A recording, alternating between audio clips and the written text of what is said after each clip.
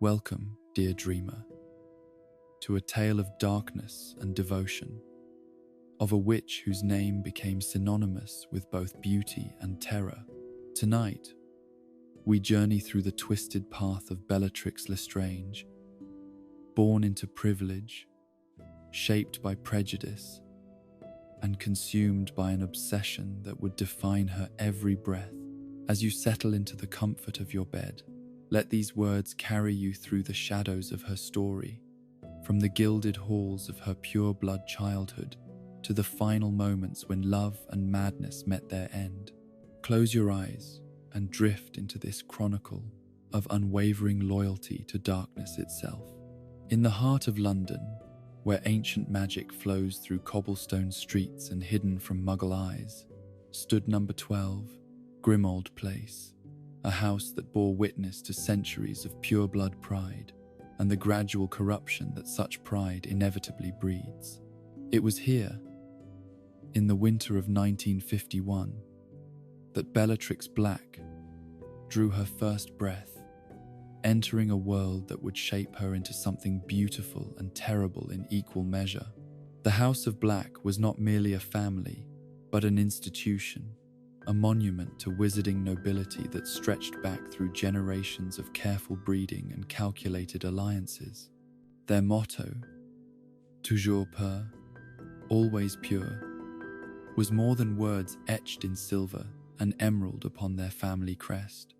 It was a philosophy, a religion, a consuming obsession that dictated every marriage, every friendship, every breath taken within the house's shadowed halls. Cygnus Black, Bellatrix's father, was a man carved from the same unforgiving stone as his ancestors, tall and austere, with the sharp cheekbones and imperious bearing that marked all black men. He carried himself with the unconscious arrogance of someone who had never questioned his place in the world's hierarchy. His dark hair was always perfectly groomed, his robes cut from the finest materials, his wand held with the casual confidence of someone who had never known defeat in magical combat. Druella Rosier Black, her mother, brought her own legacy of pure blood supremacy to the Union. The Rosiers were known for their particular expertise in the dark arts, and Druella had inherited not just their magical talents but their unwavering conviction that magical blood was sacred, that diluting it with lesser heritage was the greatest sin imaginable. She was beautiful in the cold, perfect way of a marble statue, flawless features unmarked by genuine warmth, eyes that held intelligence but little mercy. The marriage between Cygnus and Druella had been arranged, of course, as all proper pure-blood unions were. Love was a luxury that families like theirs could not afford when the purity of bloodlines was at stake. Yet they had found a kind of partnership in their shared convictions, a mutual respect for the traditions they were meant to preserve and pass down to the next generation. Bellatrix was born during one of London's harshest winters, when frost painted elaborate patterns on the windows of Grimmauld Place and the house elves kept fires burning in every grate to drive away the bitter cold that seemed to seep through even the strongest warming charms. Her birth was marked by celebration throughout pure-blood society, for the Black family had produced another daughter to carry on their noble lineage, another potential mother for the next generation of magical aristocracy. From her earliest moments, Bellatrix was surrounded by the trappings of pure-blood supremacy. The nursery where she slept was decorated with tapestries depicting the family tree, great sprawling branches that showed centuries of careful bloodline management. Names of ancestors who had been burned off for marrying beneath their station were visible as charred patches in the fabric. Silent warnings about the consequences of betraying one's heritage. The portraits that lined the halls of Grimmauld Place whispered to her in her cradle. Ancient voices, telling stories of Black family glory, of pure bloods who had fought against Muggle persecution, of magical nobility, who had shaped the wizarding world through their superior breeding and innate understanding of magic's true nature. These voices became her earliest lullabies, seeping into her developing consciousness like water soaking into soil. As she grew from infant to toddler to child, Bellatrix displayed the exceptional beauty that ran in black family lines. Her hair was thick and lustrous, so dark it seemed to absorb light rather than reflect it. Her eyes were large and expressive, holding depths of intelligence and intensity that seemed almost adult in their penetrating quality. Her features were delicate but strong, promising the kind of beauty that would command attention and respect in equal measure. But it was not just her physical appearance that marked her as a true black.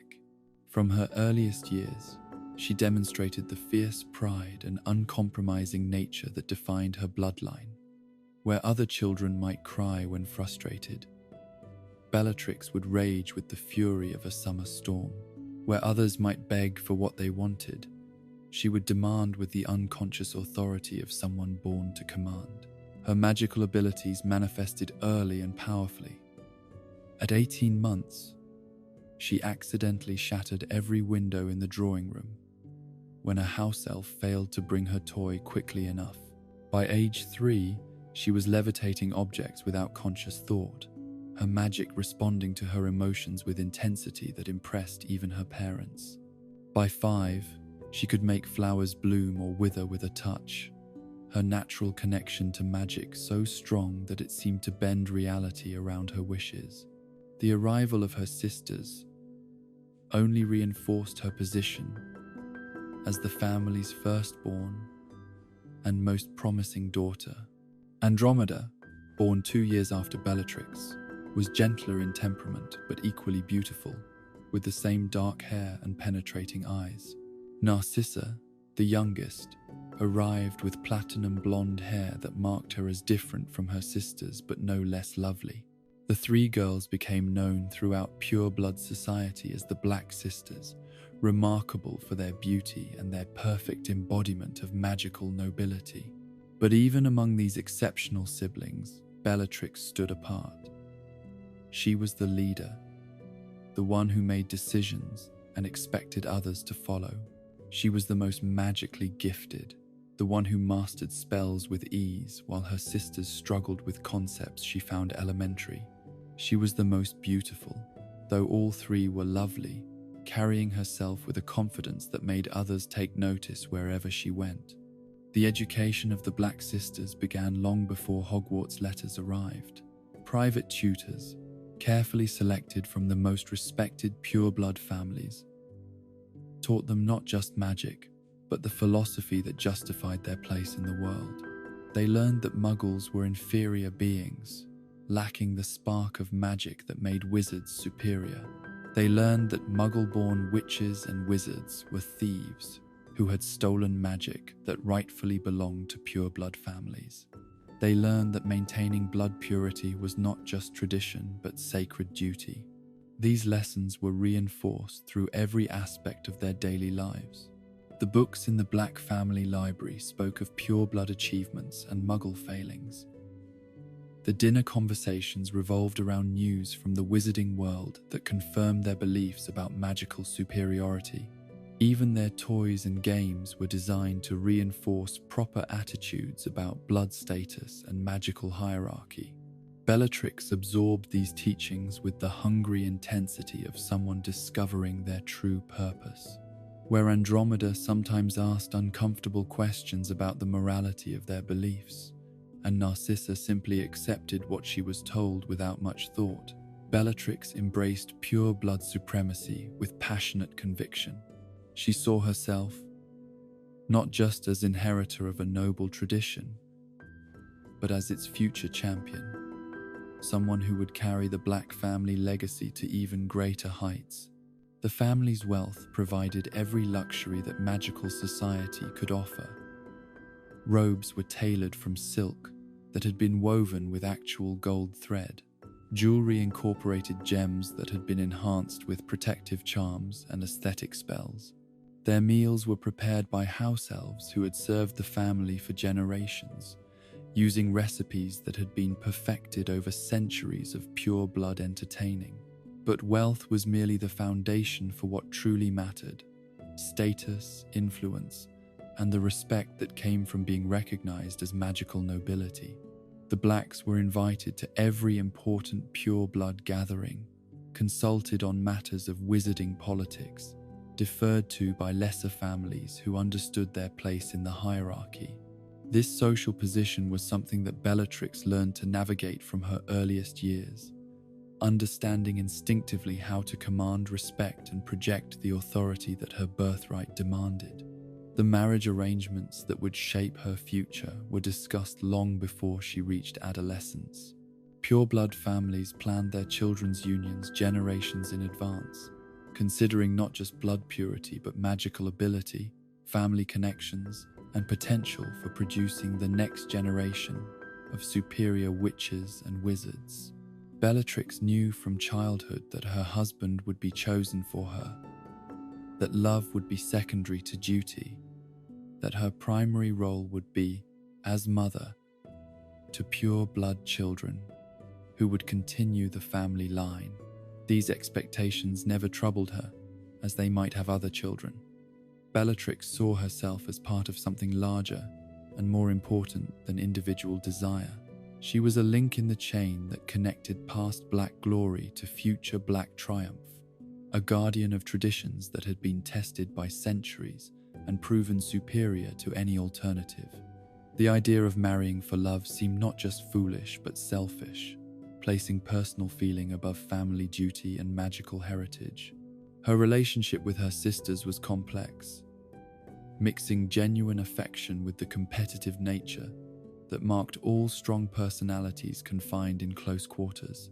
She loved Andromeda and Narcissa, but she also expected them to acknowledge her position as eldest and most gifted. When they disagreed with her, she could be imperious and dismissive. When they showed insufficient enthusiasm for pure blood principles, she could be coldly disapproving. Yet she was also fiercely protective of them, understanding that they were part of her world and her responsibility. When other pure-blood children made disparaging remarks about her sister's appearance or abilities, Bellatrix's response was swift and decisive. She might criticize them herself, but she would not tolerate such criticism from outsiders. The Black sisters presented a united front to the world, even when they disagreed in private. The portraits of deceased Black family members served as constant reminders of the legacy she was expected to uphold. These magical paintings retained the personalities and memories of their subjects, making them interactive historians who could share first-hand accounts of family glory and family shame. They spoke of ancestors who had fought in wizarding wars, who had held positions of power in the ministry, who had made fortunes through magical innovation and careful investment. But they also spoke of family members who had betrayed their heritage, who had married beneath their station, or shown sympathy for Muggle rights. These black sheep were not just criticized, but actively erased. Their names burned off the family tapestry, their portraits removed from the walls, their very existence denied as if they had never been born. The message was clear. The Black family demanded absolute loyalty, and those who failed to provide it would find themselves cut off completely from the privileges and protections that came with their noble blood. This harsh standard of loyalty created an atmosphere in Grimmauld Place that was both nurturing and oppressive. The Black sisters were given every advantage their family's status could provide, but they were also held to standards that allowed no room for weakness or doubt. They were loved, but that love was conditional on their continued adherence to family principles and expectations. Bellatrix thrived in this environment in ways that her sisters did not. Where Andromeda found the constant pressure exhausting and Narcissa simply tried to avoid thinking about its implications, Bellatrix drew strength from the knowledge that she was part of something pure and powerful and eternal. The expectations placed upon her felt not like burdens, but like opportunities to prove herself worthy of her heritage. The house itself seemed to recognize her as its natural heir. The magical protections that surrounded Grimmauld Place responded to her presence with unusual warmth, as if acknowledging her as a true daughter of the bloodline. The house elves, normally terrified of displeasing their masters, seemed to take genuine pleasure in serving her, understanding that she represented the family's future and their own continued purpose. As her 11th birthday approached and her Hogwarts letter drew near, Bellatrix was ready to take the next step in fulfilling her destiny. She had been shaped by pure blood tradition into something remarkable, brilliant, beautiful, absolutely convinced of her own superiority and utterly devoted to the principles that had created her. She was a black in the truest sense, carrying within her all the pride and prejudice and power that the name represented. But she was also something new, a distillation of everything her family valued most. Her intelligence was sharper than that of previous generations, her magical ability more pronounced, her commitment to pure blood ideals more complete. She represented not just the continuation of black family tradition, but its evolution, its refinement into something that would be capable of facing whatever challenges the future might bring. The girl who would leave Grimmauld Place for Hogwarts was already fully formed in all the ways that mattered. Her character had been shaped by privilege and prejudice, by love and expectation, by the weight of centuries of family history and the promise of future glory.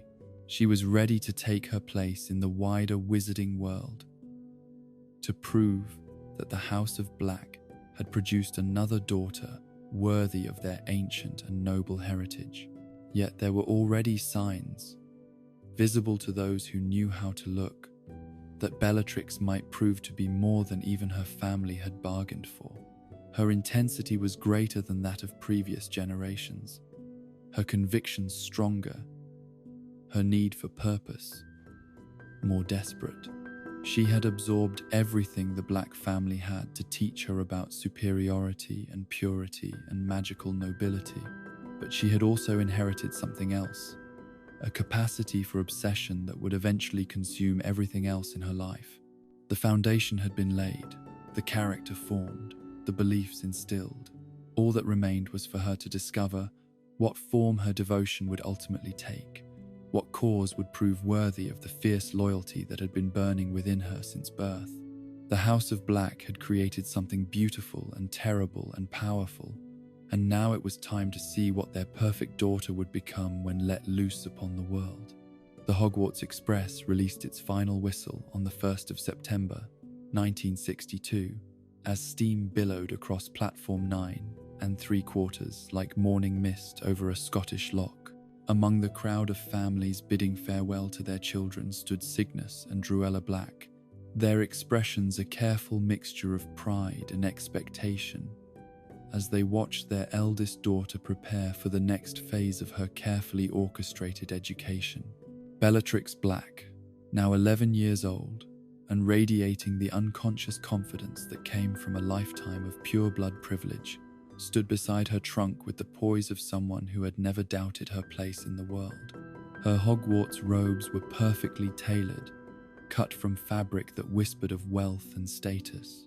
Her wand, 13 inches of walnut with a dragon heartstring core, rested in a holster crafted by the finest wand makers in Diagon Alley. Everything about her appearance proclaimed her heritage to anyone with eyes to see. The journey to Hogwarts provided her first taste of the wider wizarding world beyond the protective walls of Grimmauld Place. The train compartments were filled with children from all corners of magical Britain, and Bellatrix found herself cataloguing them with the analytical precision that had been bred into her bones. Here were the sons and daughters of pure blood families she recognized. The Malfoys, the Lestranges, the Rosiers. There were half-bloods whose magical ability might be acceptable despite their tainted heritage, and there were others, Muggle-born children, whose very presence on the train seemed like an affront to everything she had been taught about the natural order of the wizarding world. she settled into a compartment with Narcissa Malfoy, a boy whose platinum hair and aristocratic bearing immediately marked him as someone worthy of her attention, and several other children from families whose names appeared on the Sacred 28. The conversation that flowed between them was a delicate dance of social positioning, each child trying to establish their place in the hierarchy while remaining appropriately deferential to those whose bloodlines commanded greater respect. Bellatrix found herself naturally assuming a leadership role in these early interactions. Her combination of intelligence, beauty, and absolute certainty in her own superiority drew others to her like moths to flame. When younger students looked uncertain about proper wizarding etiquette, she was quick to provide guidance. When questions arose about family connections and social obligations, her knowledge proved comprehensive and accurate. She was becoming what she had always been destined to be, a center of influence around which others would orbit. The Sorting Hat's voice echoed through the great hall as the first years were called forward one by one. Bellatrix watched the proceedings with keen interest, noting which students were placed in which houses and filing the information away for future use. Gryffindor seemed to attract the reckless and foolishly brave. Hufflepuff drew those who lacked the ambition for greater things, and Ravenclaw claimed the bookish and theoretical. But it was Slytherin that called to her, the house that represented everything she valued most: cunning, ambition, and the understanding that power was the ultimate arbiter of right and wrong. When her own name was called, Bellatrix walked to the stool with the measured grace of someone attending a coronation rather than a school ceremony. The Sorting Hat settled over her dark hair, and she felt its ancient consciousness probing the depths of her mind, examining her memories and motivations with uncomfortable intensity. But she had nothing to hide from its scrutiny. Her thoughts were ordered, her convictions absolute, her destiny clear. The hat seemed almost amused by what it found in her consciousness. Here was a child who knew exactly what she wanted and possessed both the ability and the determination to achieve it. Her intelligence was sharp as a blade, her magical potential vast as an ocean, her commitment to her beliefs unshakable as mountains. There was only one house that could properly nurture such a combination of gifts and convictions. Slytherin claimed her, as she had always known it would, and the table erupted in applause as she joined her new housemates. The older students welcomed her with the warm recognition that came from acknowledging someone who truly belonged among them. She was seated between students whose family names she knew from pure-blood social gatherings, surrounded by the future leaders of Wizarding Society who would become her closest allies and dearest friends. Her first classes at Hogwarts revealed the extent of her magical gifts and the solid foundation that her private tutors had provided. Transfiguration came to her as naturally as breathing, her wand movements precise and confident as she transformed mice into snuff boxes and needles into matchsticks. Professor McGonagall, stern and demanding though she was, could find no fault with Bellatrix's technical execution or theoretical understanding. Here was a student who grasped not just the mechanics of transfiguration, but its underlying principles, who could adapt spells to new situations with the creativity of a true artist. Charms proved equally easy for her to master. Professor Flitwick's enthusiasm for his subject was infectious, and Bellatrix found herself genuinely enjoying the elegant complexity of spell construction and magical theory. Her levitation charm was perfect on the first attempt, her lighting charm so bright and steady that it served as a demonstration for the entire class, her progress so rapid that she was soon working with spells intended for students several years her senior. But it was defense against the dark arts that truly captured her imagination. The current professor, a nervous man who seemed perpetually startled by his own subject matter, provided instruction that was adequate but uninspiring. Bellatrix found herself supplementing the official curriculum with independent research, delving into books that explored the theoretical foundations of both defensive and offensive magic. She understood instinctively that true magical mastery required knowledge of all aspects of spellcasting, that limiting oneself to purely defensive magic was like trying to duel with one hand tied behind one's back. Her academic excellence was matched by her social success within Slytherin House. The other first-year students quickly recognized her as someone special, a natural leader whose combination of intelligence and charisma made her opinions worth seeking and her approval worth earning. She formed a tight circle of friends from the most prominent pure-blood families, creating alliances that would serve her well throughout her school years and beyond. Among these friends was Rodolphus Lestrange, a boy 2 years her senior whose dark good looks and ancient family name made him an object of interest throughout the school. The Lestranges were one of the oldest pure-blood families in Britain, their wealth and influence rivaling that of the Blacks themselves. Rodolphus possessed the kind of cold intelligence and absolute certainty in his own superiority that Bellatrix found both familiar and attractive.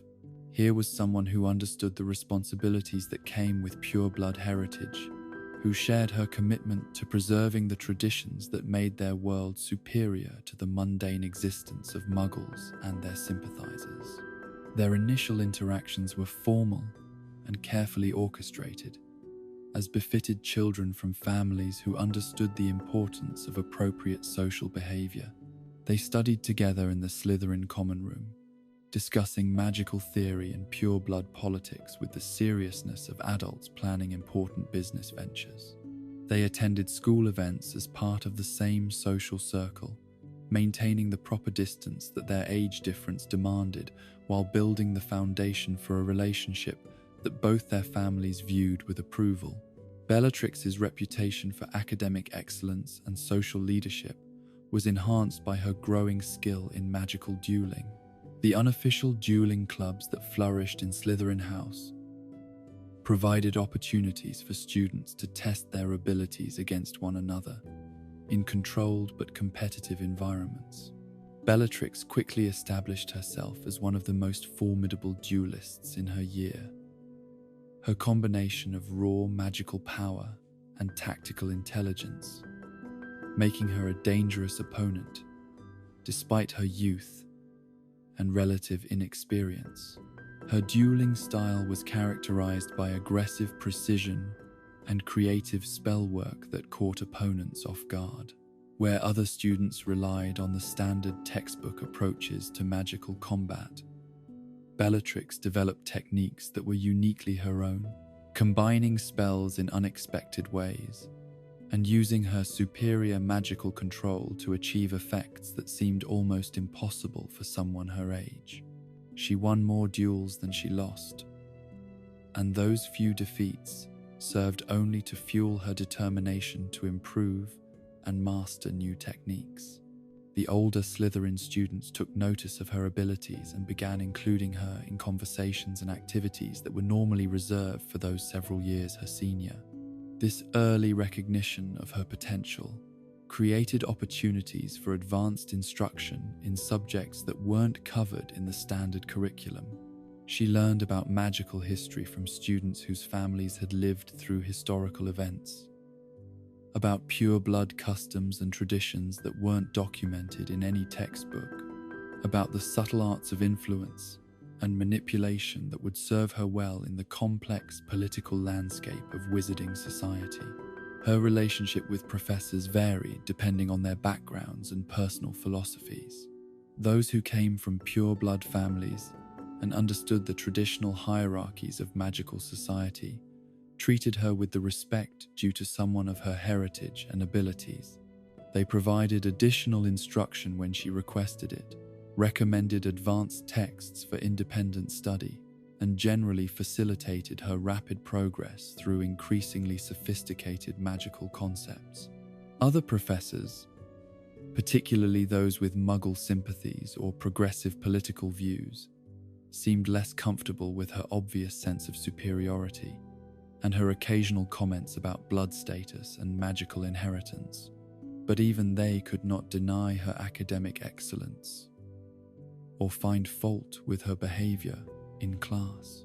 She was unfailingly polite, diligent in her studies, and helpful to struggling classmates when such assistance served her own interests.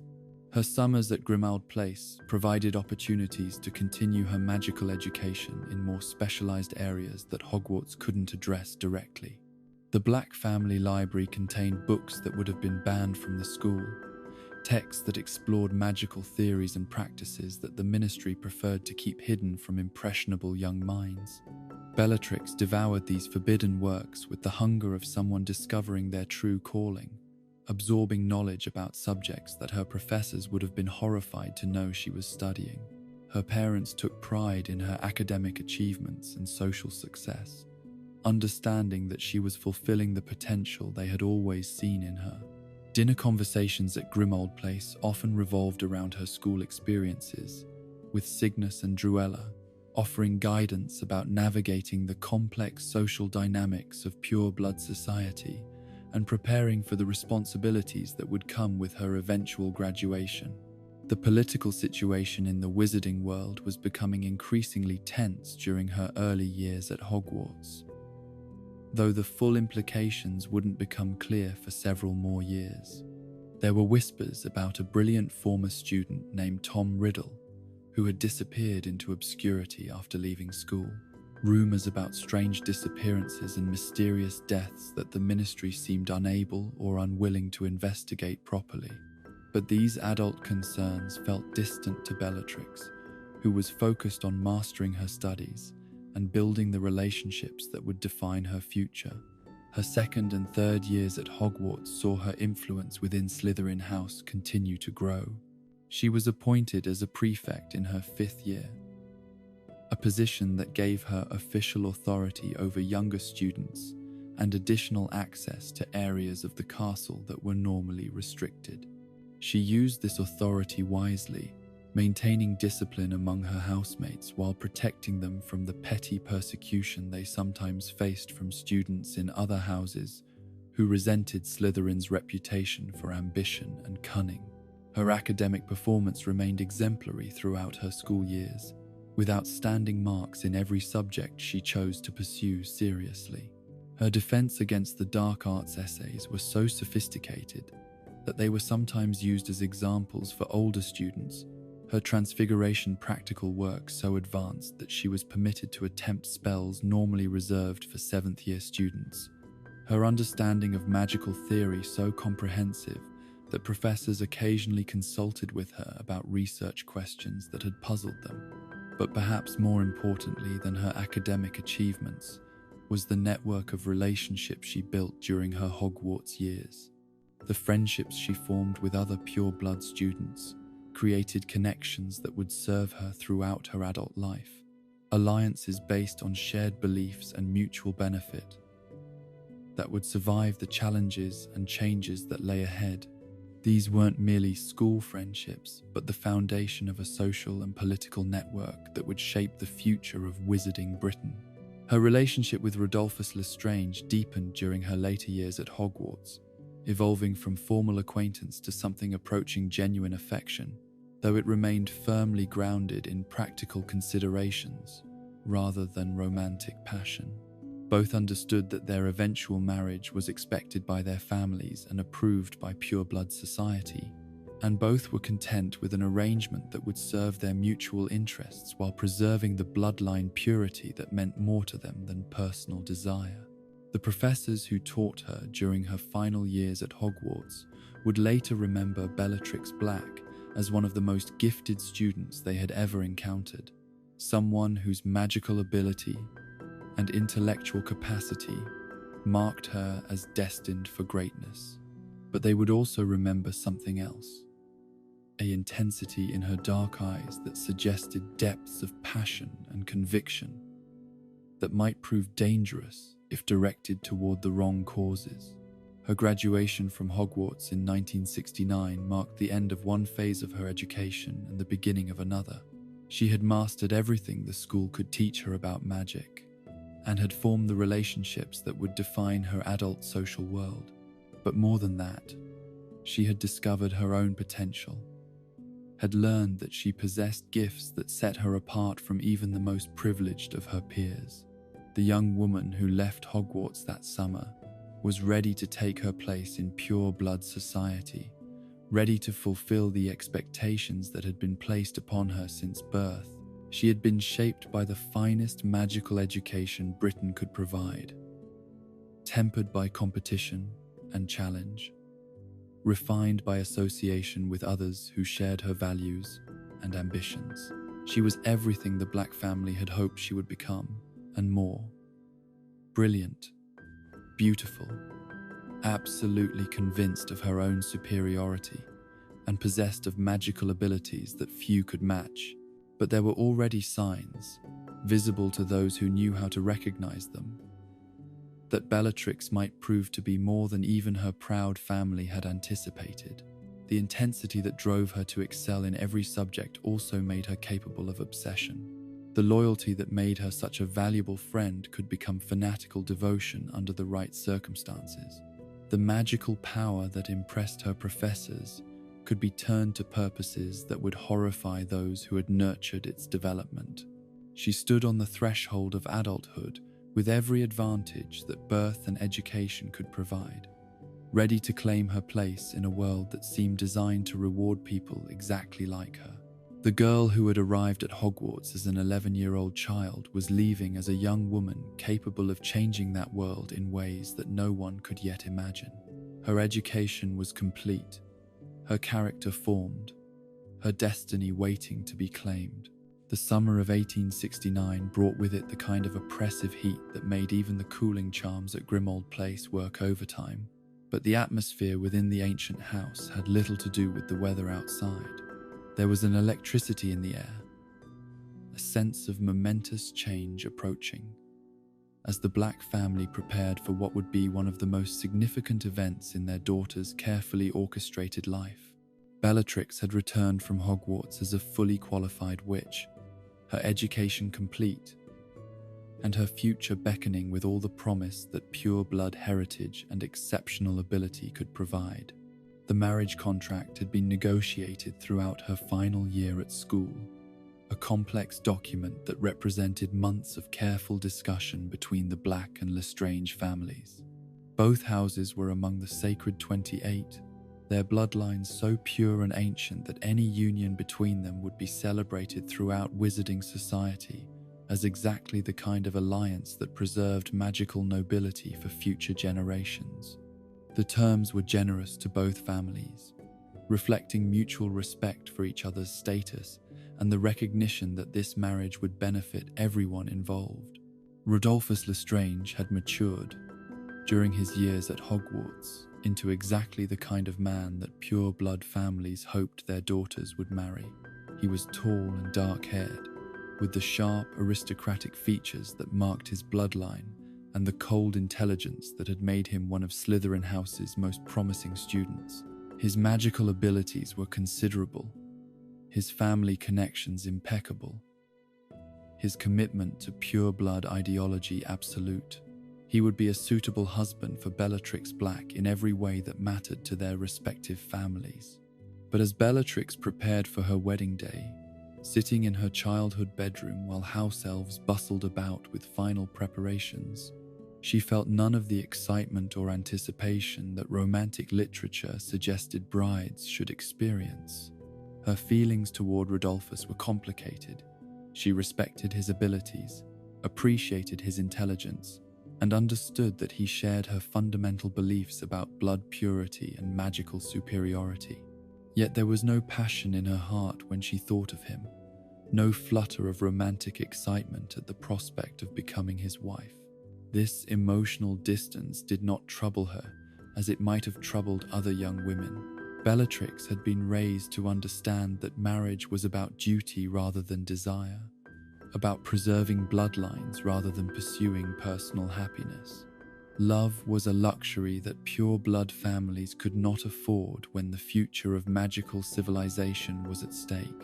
Her role was to be an exemplary wife to a suitable husband and to produce the next generation of pure-blood children who would carry on both family traditions. The wedding ceremony itself was a magnificent affair that showcased the combined wealth and influence of both families. Street.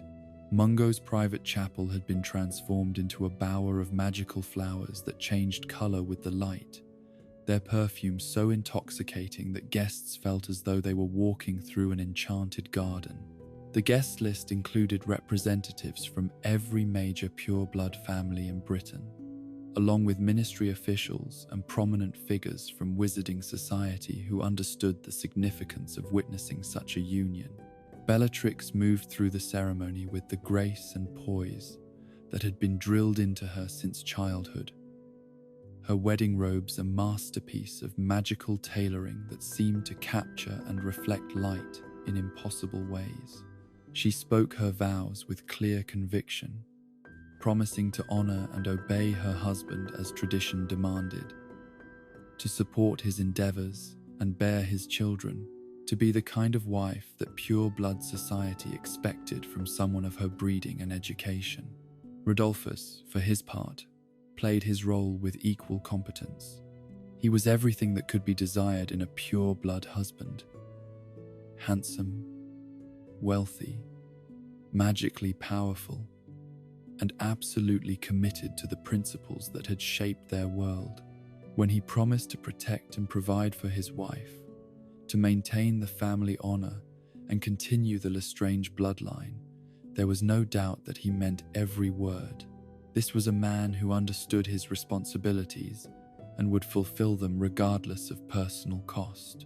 The reception that followed was even more elaborate than the ceremony, featuring delicacies that had been prepared by house elves who had trained under the finest magical chefs in Europe.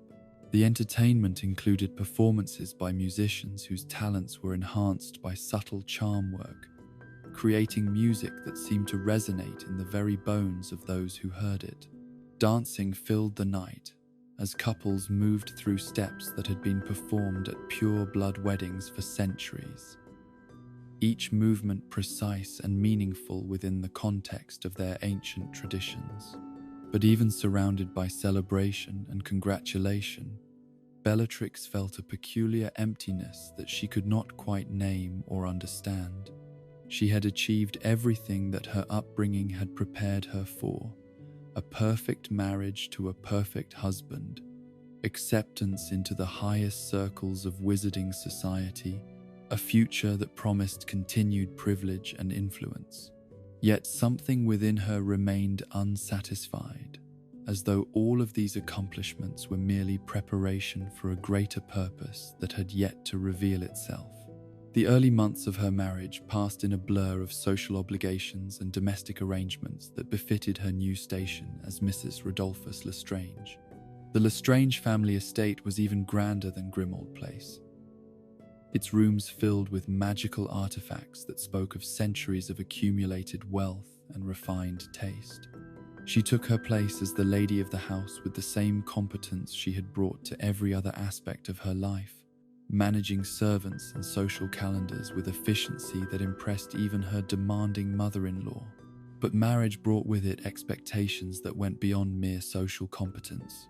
The pure-blood families expected heirs, children who would carry on both family names and continue the careful bloodline preservation that had been their obsession for generations. Month after month passed without the announcement that both families hoped to hear, creating a subtle tension that grew stronger with each social gathering where other young wives displayed their growing families.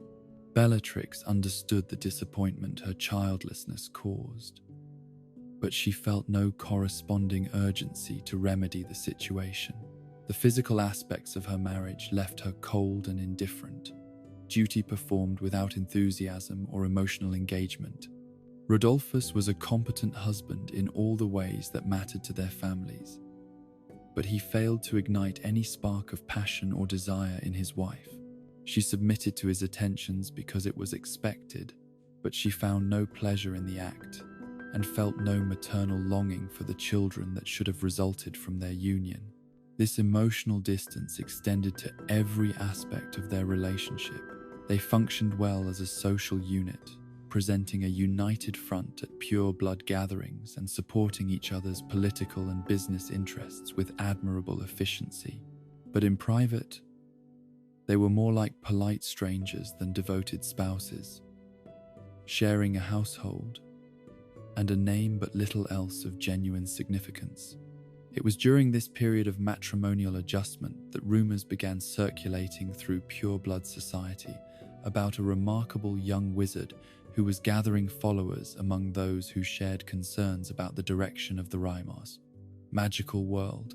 Tom Marvolo Riddle was a name that appeared increasingly often in whispered conversations at exclusive gatherings, spoken with a mixture of curiosity and respect that suggested someone of unusual ability and ambition.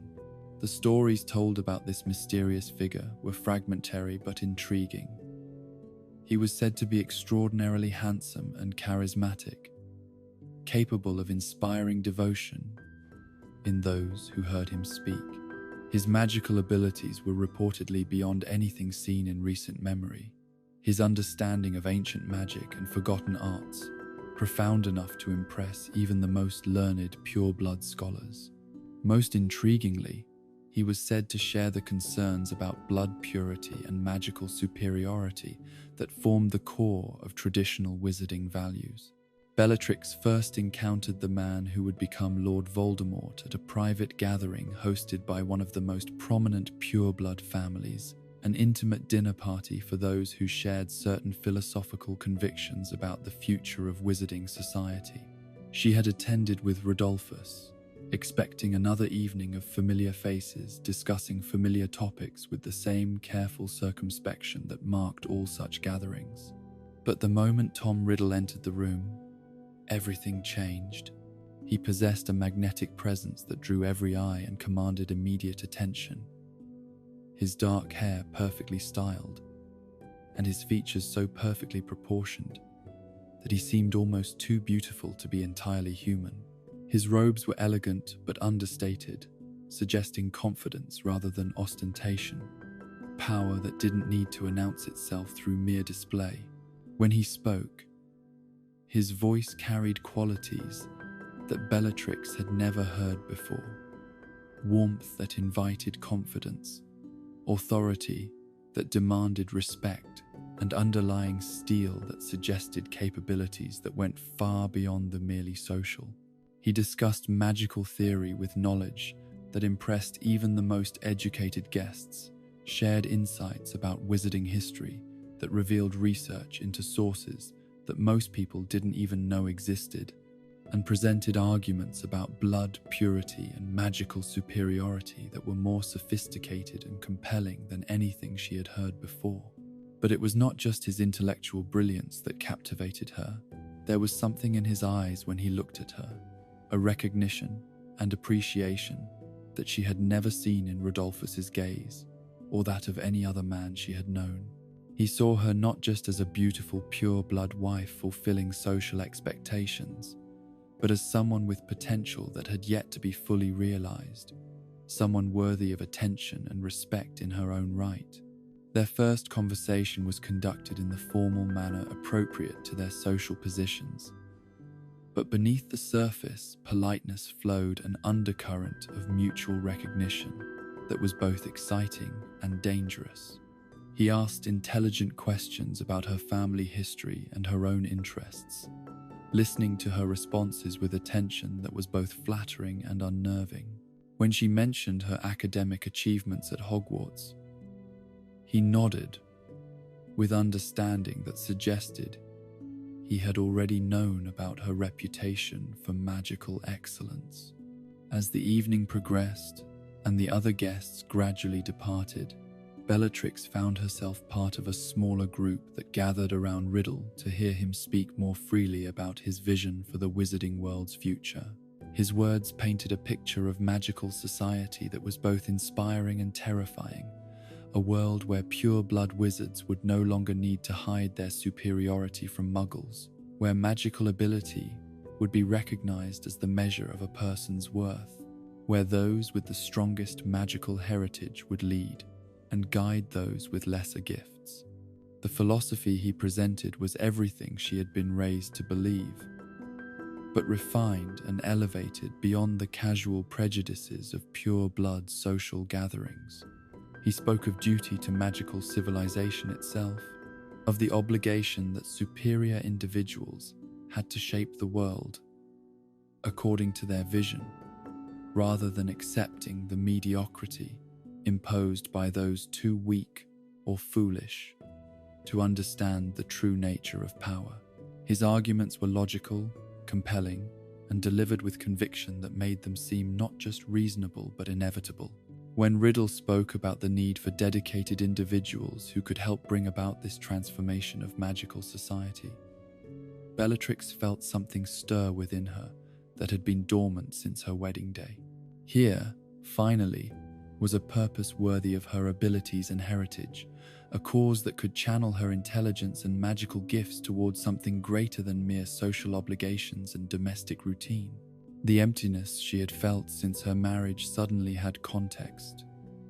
She had been waiting for this moment, this opportunity, this leader who could show her how to fulfill her true potential. The invitation to join his inner circle came not as a dramatic recruitment, but as a natural progression of their philosophical discussions. He explained that he was gathering the most talented and dedicated pure-blood witches and wizards to form an organization that could work toward the transformation of magical society, a group that would be known to its enemies as the Death Eaters, but to its members as the instruments of necessary change. The decision to accept his invitation required no deliberation. Bellatrix understood instinctively that this was what she had been born for, what all her education and preparation had been leading toward. Her marriage to Rodolphus, she realized, had been merely another step in her journey toward this greater destiny, a social arrangement that provided the stability and connections she would need to serve effectively in Riddle's organization. Rodolphus himself was equally drawn to their charismatic leader, understanding that joining the Death Eaters offered opportunities for advancement and influence that conventional pure-blood society could never provide. Both husband and wife embraced their new allegiance with enthusiasm, though Bellatrix's commitment carried an intensity that went beyond mere political conviction. The ceremony at which she received the dark mark was unlike anything she had ever experienced, a magical ritual that bound her permanently to Lord Voldemort and to the cause he represented. The mark itself burned like fire as it appeared on her left forearm, the skull and serpent design that would identify her as one of the Dark Lord's chosen servants. But the physical pain was nothing compared to the spiritual transformation she felt as the magic took hold, connecting her consciousness to something larger and more powerful than she had ever imagined possible. In that moment, as the dark mark settled into her flesh and her magical signature became permanently intertwined with Voldemort's own, Bellatrix experienced something that she would later recognize as love at first sight. But this was not the gentle romantic affection that poets wrote about, or the comfortable partnership that characterized successful pure-blood marriages. This was obsession in its purest form, devotion so complete and overwhelming that it would reshape every aspect of her personality and priorities. Lord Voldemort had become the center of her universe, the focus of every thought and dream and ambition. Her marriage to Rodolphus suddenly seemed like a trivial arrangement, important only insofar as it provided cover for her real life as one of the Dark Lord's most devoted followers. Her childhood dreams of pure-blood superiority had been replaced by something far more intoxicating: the opportunity to serve the most powerful wizard in the world, to be chosen by him for important missions, to earn his approval, and perhaps even his affection. The training she received as a Death Eater went far beyond anything she had learned at Hogwarts or through her private pureblood education. Voldemort himself took personal interest in developing her considerable abilities, teaching her advanced forms of magic that few witches or wizards could master. Under his tutelage, she learned to cast unforgivable curses with devastating effectiveness, to duel with techniques that combined traditional spellwork with innovative tactical approaches, to use her intelligence and magical power as weapons in service of their shared cause. But perhaps the most important skill he taught her was occlumency, the art of protecting one's mind from intrusion by others.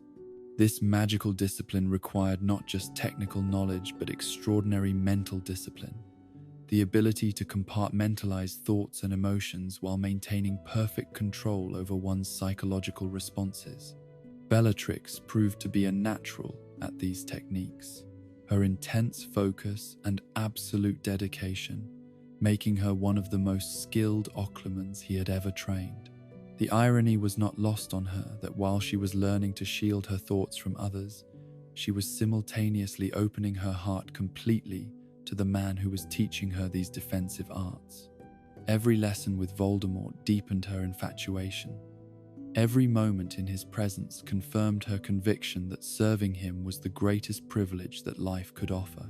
She would have died for him without hesitation, killed for him without remorse, sacrificed everything she had ever valued if it would advance his cause or earn his approval. Her fellow Death Eaters quickly recognized both her exceptional abilities and her unique relationship with their leader. While others might question orders or harbor private doubts about particularly dangerous missions, Bellatrix's obedience was absolute and unquestioning. When Voldemort gave commands, she executed them with efficiency that bordered on artistry. When he praised her performance, she glowed with happiness that was visible to anyone who cared to observe. The other Death Eaters learned to view her with mixture of respect and wariness, understanding that her position as Voldemort's most devoted follower gave her influence that went beyond her official rank within the organization. She became his unofficial spokesperson in situations where he could not be present personally, his trusted agent for missions that required both intelligence and absolute reliability, his most effective recruiter when promising young purebloods showed potential for joining their cause. But her devotion to Voldemort created increasing distance between her and Rodolphus, who had joined the Death Eaters for ideological and practical reasons, but lacked the obsessive commitment that defined his wife's relationship with their leader. He watched with growing unease as Bellatrix's entire personality seemed to reshape itself around Voldemort's approval, as she became someone he barely recognized despite having known her for years. The childlessness that had once been a source of mild family disappointment now became a relief for Rodolphus, who understood that any children born to Bellatrix would be raised to worship Voldemort rather than love their parents. Her maternal instincts, such as they were, had been channeled entirely towards serving their leader and advancing his cause. The Death Eaters had become her family, Voldemort her reason for existence, the dark arts her passion and profession. Her transformation was complete, but not yet fully revealed to the wider wizarding world. To external observers, she appeared to be simply another young pure-blood wife fulfilling social expectations while supporting her husband's business interests. The dinner parties she hosted were models of proper etiquette and refined conversation. Her charitable work with pure-blood organizations earned praise from established social leaders. Her public behavior remained above reproach, giving no hint of the dangerous allegiances that now defined her true identity. But those who knew how to look could see the changes in her eyes, the intensity that burned beneath her social polish, the sense of someone who had found their true calling and was no longer content to waste time on trivial pursuits. The girl who had once been satisfied with academic achievement and social success had been replaced by a woman who had discovered power in its most intoxicating form. The power that came from serving someone whose abilities transcended normal human limitations. The stage was set for the conflicts that would define the next phase of her life. Though few could have predicted the scope of the violence and tragedy that lay ahead, Bellatrix Lestrange had found her master, her cause, and her purpose. She had been transformed from a privileged pure-blood daughter into something far more dangerous, a weapon wielded by the most powerful dark wizard in centuries, pointed at targets that had not yet been chosen, but would soon learn to fear her name above almost all others. The woman who had once dreamed of a comfortable life as a respected member of pure-blood society had become something that those same people would eventually flee from in terror. The student who had excelled at Hogwarts had graduated to an education that would make her one of the most feared witches in the wizarding world. The marriage that was supposed to be her greatest achievement had become merely a convenient cover for the obsession that would define the rest of her life. She was ready for war, though she did not yet know that war was coming. She was prepared for sacrifice, though she could not imagine how much would eventually be demanded. She was equipped with skills and knowledge that would make her invaluable to her master's cause, though she had not yet been tested in the crucible of real conflict. The transformation was complete, the die cast, the future written in choices that could not be undone. The years that followed Bellatrix's initiation into the Death Eaters passed in a blur of clandestine meetings and increasingly bold operations that tested both her magical abilities and her unwavering devotion to Lord Voldemort's cause. The wizarding world of the early 1970s was transforming around her, though most ordinary witches and wizards remained blissfully unaware of the dark currents that were reshaping their society from within. To them, life continued much as it always had. Children attended Hogwarts. Families celebrated holidays.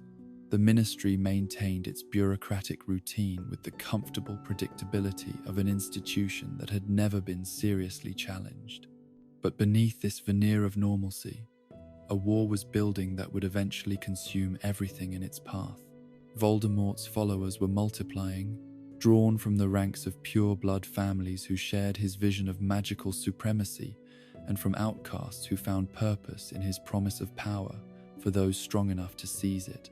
The organization that had begun as philosophical discussions among like-minded individuals was evolving into something far more dangerous, a military force capable of challenging the established order and reshaping the wizarding world according to their leader's dark vision.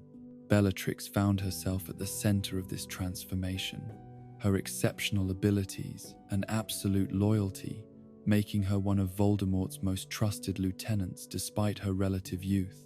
She had proven herself in mission after mission, demonstrating both tactical intelligence and ruthless efficiency that impressed even the most experienced Death Eaters. Her reputation within the organization grew with each successful operation, each display of magical prowess, each moment when her devotion to their cause inspired others to greater dedication. The missions she undertook during this period were varied in scope, but unified by their purpose, to weaken the existing power structures that stood in the way of Voldemort's ascension. Some involved infiltrating ministry departments to gather intelligence about Auror activities and political decisions that might affect their operations. Others required eliminating specific individuals whose influence or knowledge posed threats to their growing movement. Still, others focused on recruitment, identifying and converting promising witches and wizards who could contribute to their cause. In each case, Bellatrix approached her assignments with the meticulous preparation and creative problem-solving that had marked her academic career at Hogwarts. She studied her targets with scholarly thoroughness, learning their habits and weaknesses, identifying the most effective approaches for achieving her objectives with minimal risk of exposure. Her natural intelligence, enhanced by years of Death Eater training, made her particularly effective at operations that required both magical skill and psychological manipulation. But it was her absolute faith in Voldemort's vision that truly set her apart from other Death Eaters, many of whom served primarily for personal advancement or ideological commitment that remained somewhat abstract. For Bellatrix, every mission was an opportunity to prove her worthiness to the man she worshipped. Every success, a gift laid at the feet of someone whose approval meant more to her than life itself. This emotional investment in her work gave her performances an intensity that both impressed her allies and terrified her enemies. The wizarding public began to notice the changes as seemingly random incidents accumulated into patterns that suggested coordinated activity by unknown forces. Prominent Muggle-born witches and wizards disappeared without explanation, their homes found empty with signs of struggle but no clear evidence of who might have been responsible. Pure-blood families who had shown sympathy for Muggle rights or blood equality suddenly reversed their positions, often after surviving mysterious accidents that left them shaken but reluctant to discuss details. Ministry officials who had been vocal advocates for progressive policies found themselves reassigned to less influential positions or chose early retirement for unexplained personal reasons. Auras investigating these incidents encountered obstacles and dead ends that suggested someone with inside knowledge was working to frustrate their efforts. Even the wizarding press seemed affected, with journalists who had once written critically about pure-blood supremacy now focusing on safer topics like Quidditch scores and magical creature protection.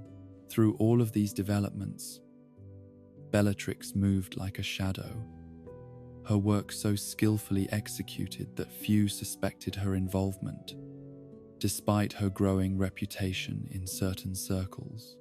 To the pure-blood social world that had known her since childhood, she remained Lady Lestrange, a perfectly proper wife who attended the right parties and supported the right causes. Her public behavior gave no hint of the double life she was leading or the terrible skills she was developing in service of her hidden master. But those closest to her could see the changes, subtle though they might be to casual observers. Rodolphus watched his wife transform from someone he had thought he understood into a stranger whose depths he feared to plumb. Her passion, which had never been directed toward their marriage, now burned with an intensity that seemed to consume everything else in her life. She spoke of abstract philosophical principles with fervor that suggested personal involvement beyond mere intellectual agreement. The childlessness that had once troubled both their families now seemed almost providential, as Bellatrix's maternal instincts had been channeled entirely towards serving Voldemort and nurturing his cause. She tended to younger Death Eaters with protective care that she had never shown toward potential offspring, teaching them advanced magical techniques and sharing tactical knowledge with patience that transformed her into an unofficial mentor within the organization. Her relationship with her sisters became increasingly strained as political divisions began affecting even the closest family bonds. Andromeda had married Ted Tonks, a decision that violated pure-blood traditions so fundamentally that it created a permanent rift between her and the rest of the Black family. Narcissa remained loyal to traditional values but seemed uncomfortable with the growing extremism that was affecting pure-blood society, preferring to focus on domestic concerns rather than political ideology. The break with Andromeda was particularly painful for Bellatrix, though she would never admit such weakness even to herself. They had been close as children, sharing secrets and dreams that had seemed important before larger causes claimed their attention. But Andromeda's marriage to a Muggle-born wizard represented everything that Bellatrix had been taught to despise, a betrayal not just of family tradition but of the principles that she now served with religious devotion. The confrontation that ended their relationship was brief but devastating, conducted in the formal drawing room at Grimold Place with their parents present as unwilling witnesses. Bellatrix spoke with cold precision about duty and blood purity, about the obligations that came with their heritage and the consequences of abandoning them. Andromeda responded with equally passionate arguments about love and personal choice, about the right to make one's own decisions regardless of family expectations or social pressure.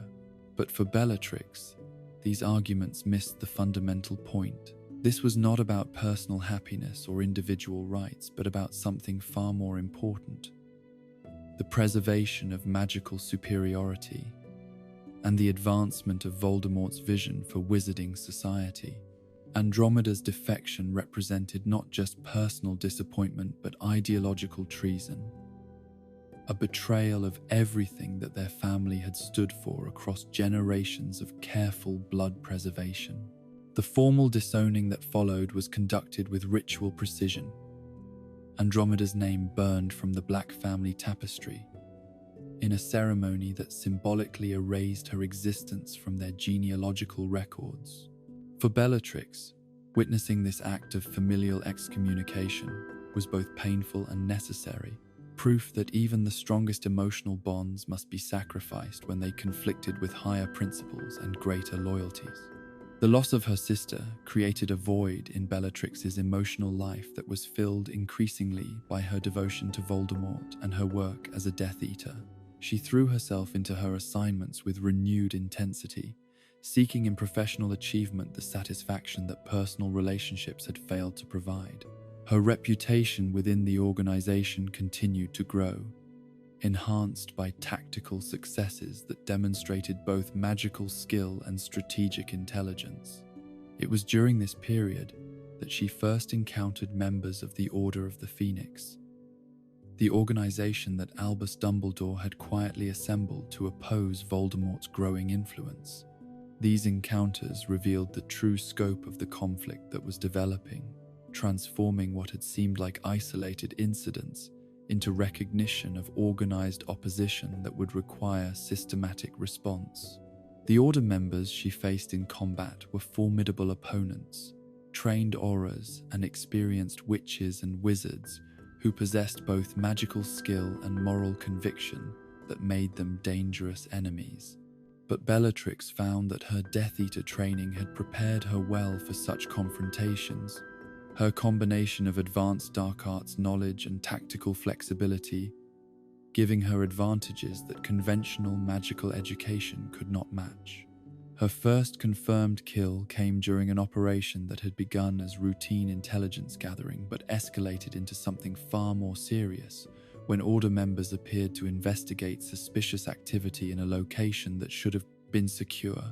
The battle that followed was brief but intense, spells flying through the air with lethal precision as both sides fought for position and tactical advantage. The Auror she killed was young and idealistic, someone whose dedication to protecting innocent people had made him willing to risk everything in opposition to forces he barely understood. His death affected Bellatrix less than she might have expected, though she recognized the significance of crossing this particular threshold. She had moved beyond theoretical commitment to Voldemort's cause into practical implementation of its most extreme requirements.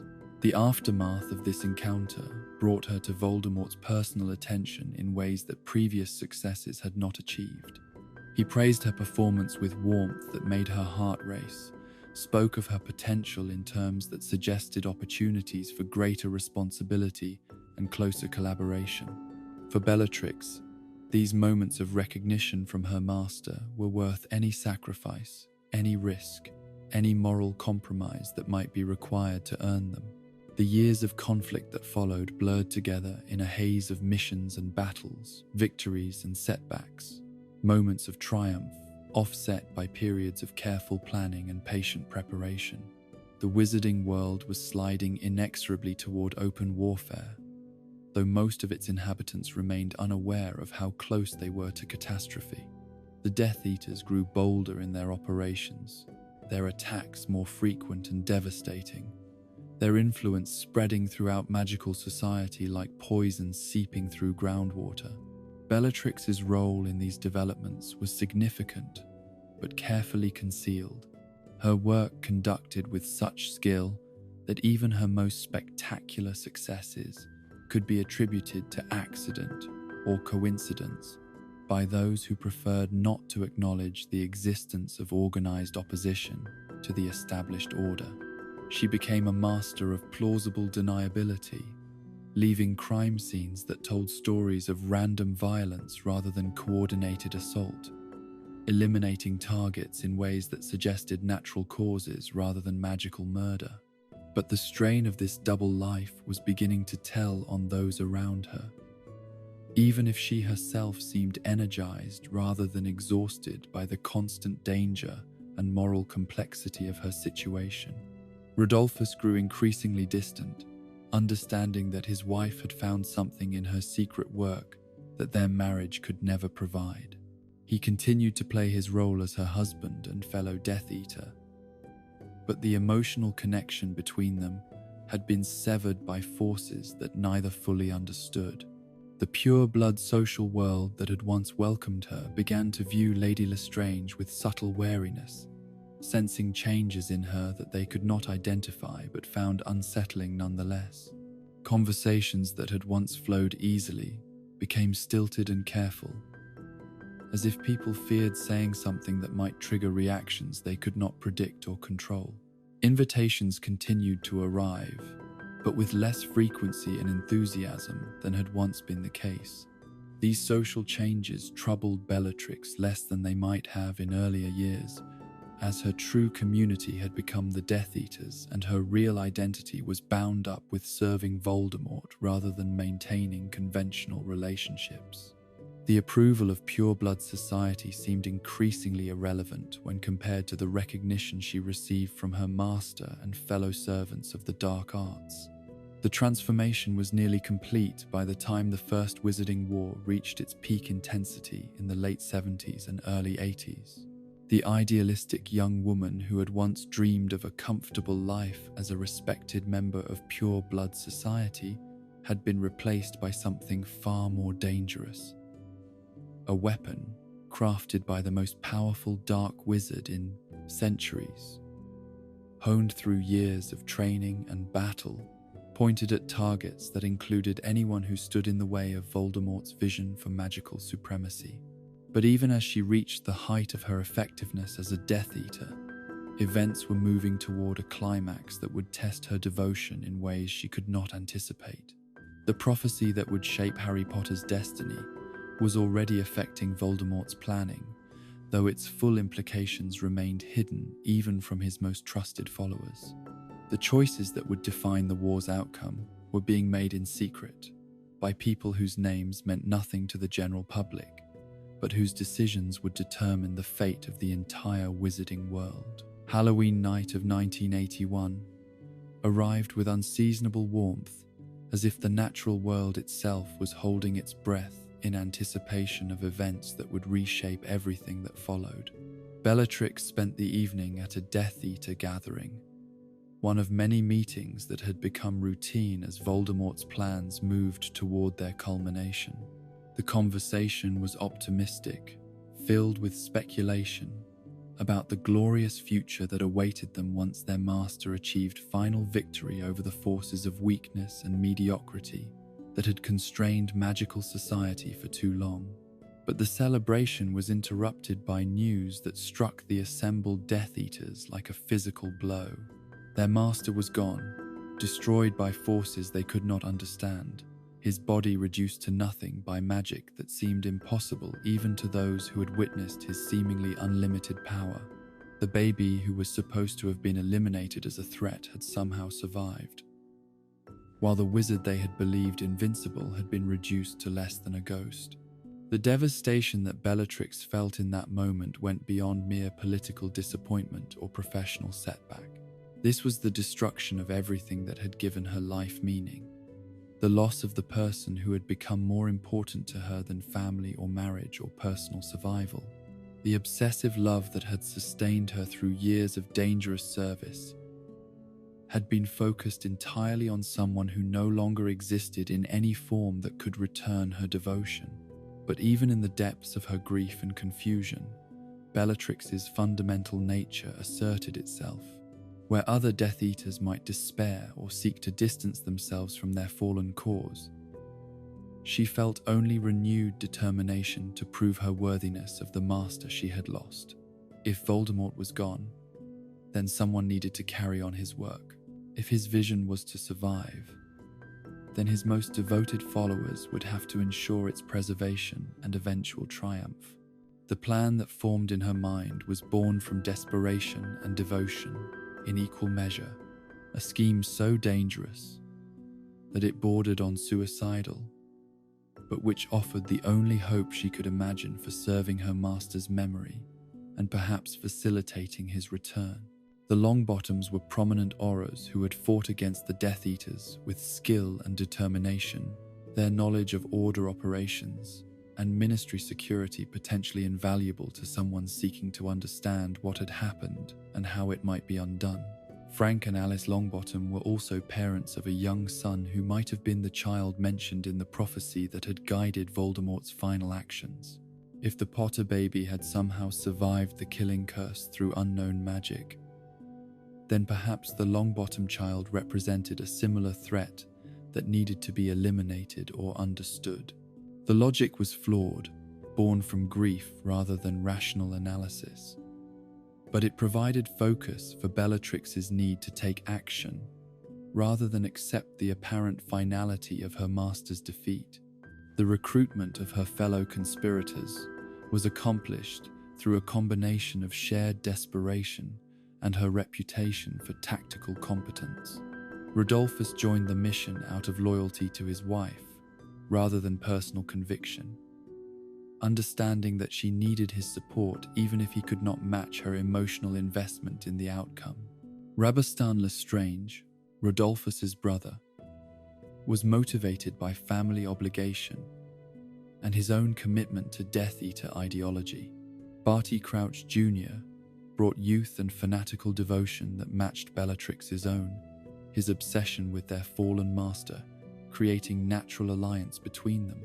The planning for their assault on the Longbottom home was meticulous, drawing upon skills that Bellatrix had developed through years of Death Eater operations. She studied their target's security arrangements and daily routines, identified weaknesses in their protective magic, prepared contingencies for various scenarios that might develop during the operation.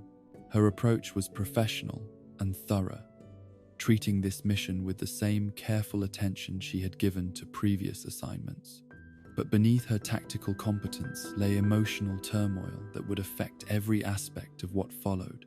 The loss of Voldemort had left her adrift in ways that she barely acknowledged even to herself, her identity so bound up with serving him that his absence created psychological void that nothing else could fill.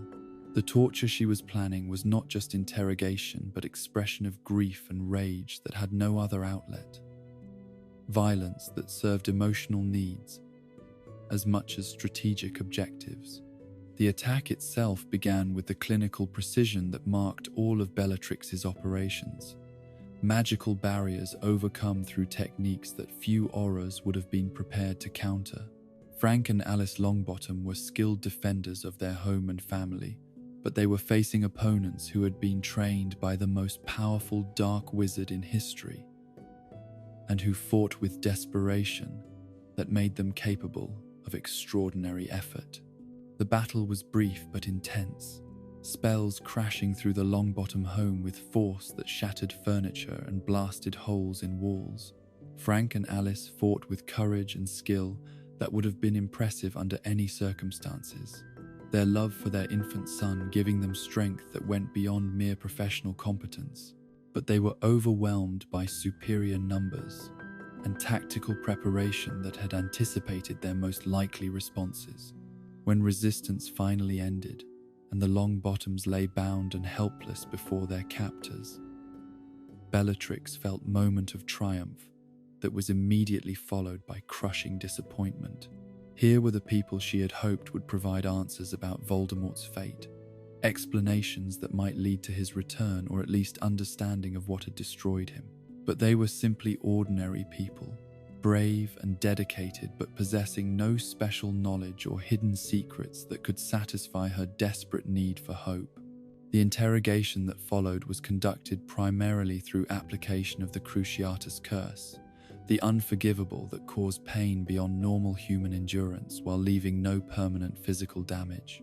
Bellatrix had used this curse before in Death Eater operations, but never with the sustained intensity and emotional investment that she brought to questioning the Longbottoms. Her technique was flawless, her magical control precise, her ability to maintain the torture for extended periods a testament to both her skill and her dedication. But as hours passed without producing useful information, the interrogation transformed into something else entirely. The methodical search for intelligence became expression of grief and rage that had been building since the moment Bellatrix learned of Voldemort's destruction. Each application of the curse was punishment for a world that had taken her master from her, revenge against people whose simple happiness represented everything she had lost when her reason for existence disappeared. Frank Longbottom's mind was the first to break under the sustained assault, his consciousness retreating into spaces where the pain could not follow, but where coherent thought became impossible. Alice held out longer, her maternal instincts and natural strength providing reserves that her husband had exhausted, but eventually she too succumbed to damage that would prove irreversible. By the time Bellatrix finally stopped, both auras had been reduced to empty shells, their personalities and memories destroyed as thoroughly as if they had been killed outright. The realization that she had gone too far came gradually, as Bellatrix observed her victim's vacant stares and incoherent mumbling. The information she had sought was now impossible to obtain. The people who might have provided it transformed into damaged remnants of their former selves. What had begun as tactical interrogation had become pointless torture, destruction for its own sake, rather than any strategic purpose. But even this recognition did not bring remorse or regret, emotions that had been burned out of her during years of Death Eater service. Instead, she felt something approaching satisfaction, as if the suffering she had inflicted somehow balanced the loss she had experienced when Voldemort was destroyed. It was irrational and ultimately meaningless, but it provided temporary relief from the emptiness that had consumed her since Halloween night. The capture that followed was almost anticlimactic after the intensity of the torture session.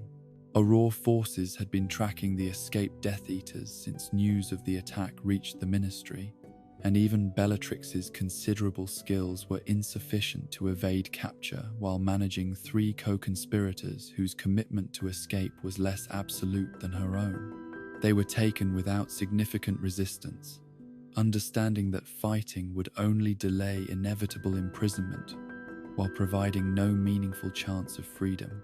The trial that followed became one of the most dramatic proceedings in the Ministry's recent history, a public forum where the defeated Death Eaters could be displayed as symbols of justice triumphant over evil. The courtroom was packed with observers, eager to see the notorious criminals who had committed one of the war's most shocking atrocities, their presence creating an atmosphere of barely controlled hostility that made the formal proceedings feel more like public execution than legal judgment. Bellatrix's behavior during the trial revealed both her unbroken spirit and her complete disconnection from normal social expectations. Where other defendants might have shown remorse or attempted to minimize their culpability, she displayed pride in what she had accomplished and defiance toward those who presumed to judge her actions. She sat in the defendant's chair as if it were a throne, her bearing suggesting that she considered herself superior to everyone else in the courtroom, regardless of their official positions or moral authority. When given opportunity to speak in her own defense, she instead used the platform to proclaim her continued loyalty to Voldemort and her absolute certainty that he would return to reward those who had remained faithful during his absence. Her words were delivered with conviction that was both impressive and deeply disturbing, demonstrating belief so complete that it seemed to transcend rational thought and enter realm of religious devotion. The sentence of life imprisonment in Azkaban was received with laughter rather than despair. Bellatrix's reaction showing that she viewed her punishment as temporary inconvenience rather than permanent defeat. Her final words to the court were a promise that echoed through the chamber with authority that made even hardened ministry officials uncomfortable, prophecy delivered with certainty that suggested she possessed knowledge unavailable to those who presumed to judge her. As the Dementors led her away toward a cell that would be her home for the next 15 years, Bellatrix felt not despair but anticipation. She had proven her worthiness through the ultimate test of loyalty, sacrificing freedom and comfort to demonstrate devotion that could not be shaken by temporary setbacks or apparent defeat. When Voldemort returned, as she knew he must, he would remember who had remained faithful when faith seemed pointless, who had acted decisively when others despaired, who had paid the ultimate price for the privilege of serving his cause. The woman who disappeared into Azkaban's depths was no longer the privileged pure-blood daughter who had once dreamed of social acceptance and domestic happiness. She had been transformed through years of service and devotion into something entirely different. A weapon crafted by the dark arts, tempered by violence, sharpened by obsession into an instrument that existed solely to serve the master she worshipped above all else. Prison would test that devotion, but it could not break what had been forged in fires that burned hotter than any punishment the ministry could devise. The iron gates of Azkaban prison clanged shut behind Bellatrix Lestrange with a finality that would have crushed the spirit of any ordinary prisoner, but she was far from ordinary in her convictions or her capacity for enduring suffering in service of a greater cause. The fortress that rose from the North Sea like a monument to despair had housed the wizarding world's most dangerous criminals for centuries, its very stones saturated with the hopelessness and madness that seeped from every cell and corridor. The Dementors that served as Azkaban's guards were creatures of pure malevolence, beings that fed on happiness and hope with such systematic thoroughness that most prisoners lost their sanity within months of arrival. They drifted through the prison's corridors like living shadows, their presence so oppressive that the very air around them seemed to thicken with despair. Their kiss could drain a soul completely, leaving behind only an empty shell that breathed, but no longer lived in any meaningful sense. But Bellatrix possessed something that made her uniquely resistant to their influence. An obsession so pure and consuming that it burned brighter than the darkness that surrounded her. Her devotion to Lord Voldemort was not merely emotional attachment, but a form of magical protection, a shield of absolute certainty that the Dementors found difficult to penetrate. Where other prisoners felt their memories of joy being slowly drained away, she clung to recollections of serving her master with intensity that actually grew stronger under pressure. Her cell was a cramped stone chamber, barely large enough for a narrow cot and basic necessities, its walls weeping with moisture that never fully dried, despite the magical heating charms that prevented complete freezing during the worst winter months. The single window was positioned too high to provide any view of the outside world, allowing only glimpses of grey sky that offered no hope of rescue or reprieve. The door was solid iron reinforced with magical locks that would have challenged even the most skilled curse breakers. But these physical constraints meant nothing to someone whose true imprisonment was self-imposed, whose devotion to an absent master created bonds stronger than any chain or magical barrier. Bellatrix's mind remained free to wander through memories of her service to Voldemort, reliving moments of approval and recognition with such vivid detail that they seemed more real than her current surroundings. She could spend hours reconstructing conversations with the Dark Lord, analyzing his words for hidden meanings and promises of eventual return. The daily routine of prison life was designed to break the spirit through monotonous repetition and calculated humiliation, but Bellatrix transformed even these degradations into opportunities for demonstrating her unwavering loyalty. When guards subjected her to searches that were meant to be demeaning, she endured them with dignity that suggested she considered herself above such petty assaults on her person. When meal times brought food that was barely adequate for sustaining life, she ate with the mechanical efficiency of someone whose physical needs were secondary to spiritual commitment. The other Death Eater prisoners became her congregation, fellow believers who drew strength from her unshakable certainty that their suffering was temporary and meaningful. Rodolphus occupied a cell several levels below her own, their marriage reduced to occasional glimpses during prisoner transfers and the rare communications that could be smuggled between floors. But even these limited contacts revealed the fundamental difference in their responses to imprisonment. Where he was simply enduring until release became possible, she was preparing for the glorious day when their master would return to claim them. Rabastan Lestrange, confined in a cell near his brother, proved more susceptible to the Dementor's influence than his sister-in-law. His natural optimism and comfortable assumptions about life gradually eroded by exposure to creatures that fed on such positive emotions. But Bellatrix's periodic messages helped sustain him through the worst periods of despair, her absolute conviction providing anchor points when his own faith wavered under the constant psychological assault of their guards. Barty Crouch Jr., the youngest of their group, responded to imprisonment with mixture of rage and desperate hope that made him both valuable ally and dangerous liability. His youth made him more vulnerable to the Dementor's influence, but also more adaptable to the harsh conditions that defined their daily existence. Bellatrix took special interest in maintaining his morale, understanding that his fanatical devotion to Voldemort matched her own, and recognizing that such dedication was too valuable to be lost to madness or despair.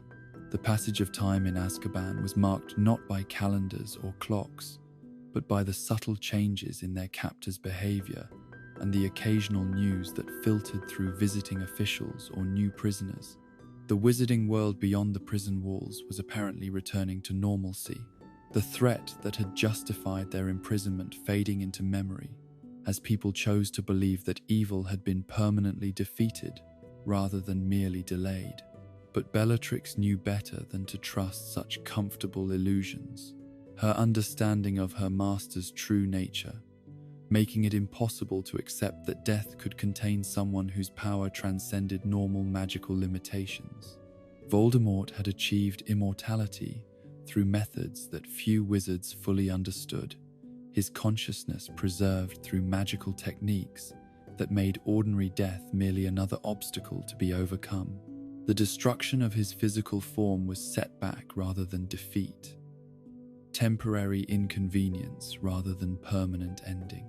This knowledge sustained her through years that would have driven lesser souls to complete madness, each day bringing her closer to the moment when her faith would be vindicated and her suffering revealed as necessary preparation for greater service. She used the time to deepen her understanding of the magical principles that governed their world, conducting theoretical research without books or equipment by reconstructing complex spells from memory and analyzing their underlying structures with obsessive attention to detail. The dark arts knowledge that she had acquired during her years as an active Death Eater became both comfort and tool during her imprisonment, mental exercises that kept her magical abilities sharp, despite the anti-magic fields that prevented actual spell casting within the prison. She could spend days working through the theoretical foundations of curses she had mastered, refining her understanding of their mechanics and imagining improvements that might increase their effectiveness when she was finally free to practice them again. Her reputation among the guards evolved from dangerous prisoner requiring constant vigilance to something approaching, grudging, respect for her unbreakable will, and absolute refusal to show weakness despite years of systematic abuse. The Dementors themselves seemed to find her presence challenging, their usual methods of psychological torture proving less effective against someone whose identity was so completely bound up with serving a cause larger than personal survival or comfort. This resistance to their influence had unexpected consequences for the other prisoners in her section of the facility, as the Dementors' frustration with their inability to break her spirit sometimes led them to seek easier targets among inmates whose defenses were less absolute. But it also created opportunities for Bellatrix to provide leadership and inspiration to fellow Death Eaters whose commitment might otherwise have wavered under the constant pressure of their circumstances. The letters that occasionally reached her from the outside world painted pictures of a wizarding society that was gradually healing from the wounds inflicted by the war, families reuniting and institutions rebuilding, with optimism that suggested people truly believed the threat had been permanently eliminated. These communications were carefully censored by prison officials, but even the heavily edited versions revealed enough information to confirm that Voldemort's influence was being systematically erased from public memory. But rather than discouraging her, these reports only strengthened Bellatrix's conviction that her master's eventual return would be even more shocking and devastating to those who had dared to forget him. The complacency that was settling over the wizarding world would make them vulnerable when the time came for vengeance. Their false sense of security, creating opportunities for those who had remained faithful during the years of exile and imprisonment. Her physical appearance began to change under the stress of prolonged incarceration. The beauty that had once made her the envy of pure-blood society gradually being replaced by something harder and more austere. Her face grew gaunt as adequate nutrition became impossible, and the constant stress of Dementor exposure took its toll on her body. Her hair, once lustrous and perfectly maintained, became wild and unkempt, despite her attempts to preserve some vestige of personal dignity. But these external changes seemed almost irrelevant to someone whose identity had always been based more on inner conviction than physical appearance. If anything, the hardships of prison life were burning away everything that was superficial or unnecessary, refining her into a purer expression of devotion and dedication. She was becoming something that transcended normal human limitations, a creature of pure will and absolute loyalty that could survive anything because it existed primarily in spiritual rather than physical dimensions. The seasons passed in endless succession outside her narrow window, winter snows giving way to spring rains and summer heat before the cycle began again, with autumn winds that carried hints of the approaching cold. But these natural rhythms meant nothing to someone whose internal clock was calibrated to a different schedule, counting down toward a moment of return and vindication that would justify every sacrifice and validate every moment of suffering. News of significant events in the wizarding world reached Azkaban sporadically and often in distorted form, filtered through multiple layers of official censorship and prisoner gossip that made accurate information difficult to obtain. But certain developments were too significant to be completely suppressed, particularly those involving the boy who had somehow survived Voldemort's attack and become a symbol of hope for those who wanted to believe that good had triumphed over evil. Harry Potter's name appeared occasionally in the fragments of information that reached the prison, usually in context that suggested he was being raised as a normal child with no special knowledge of his role in Voldemort's downfall. This intelligence was both frustrating and encouraging to Bellatrix, who understood that the boy represented both obstacle and opportunity for her master's eventual return. If Potter was being kept ignorant of his true significance, he would be vulnerable when the time came for their master to claim his revenge. The magical signature of the dark mark on her left forearm remained constant throughout her imprisonment, a permanent reminder of vows that death itself could not dissolve. Other prisoners sometimes reported that their dark marks had faded over the years, suggesting that their connection to Voldemort had been weakened by distance and time.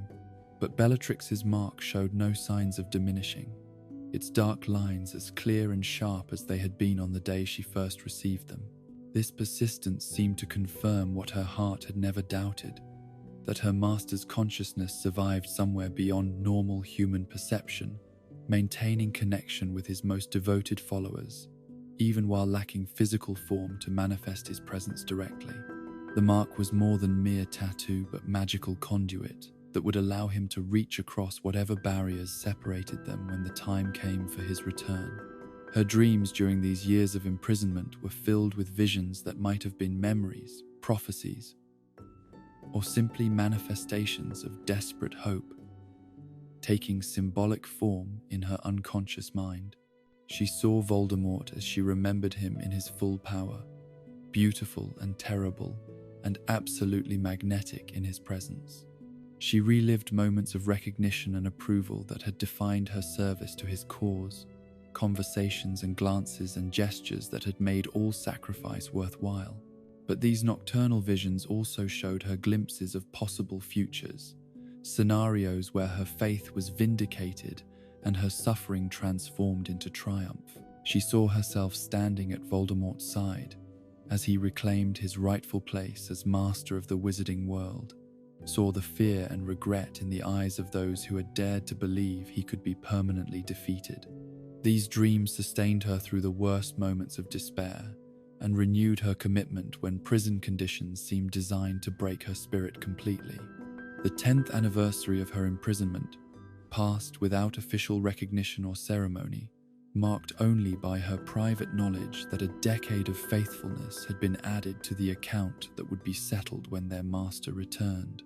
The psychological effects of prolonged Dementor exposure were visible in most long-term prisoners by this point, but Bellatrix remained essentially unchanged in her fundamental convictions and mental clarity.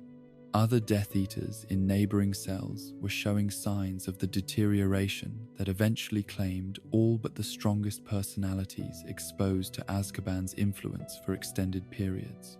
Some had retreated into catatonic states that provided protection from psychological torture, but also eliminated any possibility of meaningful response to external stimuli. Others had developed forms of madness that manifested as disconnection from reality so complete that they no longer recognized familiar faces or responded to their own names. But Bellatrix's obsession with Voldemort proved more durable than ordinary sanity, providing psychological anchor that kept her functional even as it isolated her from normal human emotional responses. Her love for her master was not subject to rational analysis or external validation, making it immune to the systematic assault on hope and happiness that destroyed other prisoners' will to live. The arrival of new inmates occasionally brought fresh news from the outside world, though this information was often contaminated by the trauma and confusion that typically accompanied arrest and imprisonment. These newcomers painted pictures of a wizarding society that had indeed moved beyond the war years, with new generations growing up in ignorance of the threats that had once seemed capable of destroying their civilization completely. But they also brought hints of persistent problems that suggested not everyone had forgotten the lessons of those dark times. There were reports of mysterious disappearances and unexplained incidents that might have been random criminal activity, but could also indicate organized opposition to the established order. More significantly, there were whispers about strange magical phenomena that defied conventional explanation and seemed to suggest the influence of forces that official sources preferred not to acknowledge. These fragmentary reports were analyzed and discussed among the Death Eater prisoners with intensity that would have impressed professional intelligence analysts, each detail examined for potential significance and possible connection to their master's eventual return. Bellatrix participated in these discussions with authority that came from her unique understanding of Voldemort's methods and capabilities. her interpretations of ambiguous information carrying weight that reflected her status as his most devoted follower.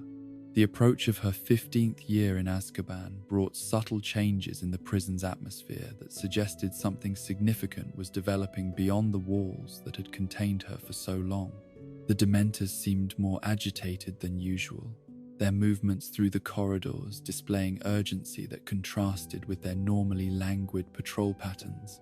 Guards who had grown comfortable with routine procedures suddenly displayed nervousness that suggested they were responding to threats that had not previously existed. But these external signs of change were less important to Bellatrix than the internal certainty that had been building within her consciousness like pressure behind a dam. Her dreams had become more vivid and specific, filled with images that seemed too detailed to be products of imagination alone. The dark mark on her arm occasionally pulsed with sensations that had been absent for years, faint echoes of connection that suggested someone or something was testing the magical bonds that linked her to her master. The day when everything changed began like any other, with the same routine of minimal meals and supervised exercise periods that had defined prison life for over a decade. But as evening approached and the usual sounds of institutional activity gave way to the nighttime quiet that settled over Azkaban like a suffocating blanket, Bellatrix felt something that made her heart race with anticipation she had almost forgotten was possible. The dark mark on her forearm was burning with intensity that had been absent since the night of Voldemort's apparent destruction, pain so sharp and welcome that it brought tears of joy to her eyes. This was the signal she had waited 15 years to feel. Confirmation that her faith had been justified, and her suffering was about to be rewarded beyond her wildest hopes. Her master was calling, and soon she would be free to answer that call with all the devotion that years of imprisonment had refined into something approaching religious ecstasy. The sound of approaching footsteps in the corridor outside her cell was different from the measured tread of guards making routine patrols, carrying urgency and purpose that suggested extraordinary events were unfolding throughout the prison.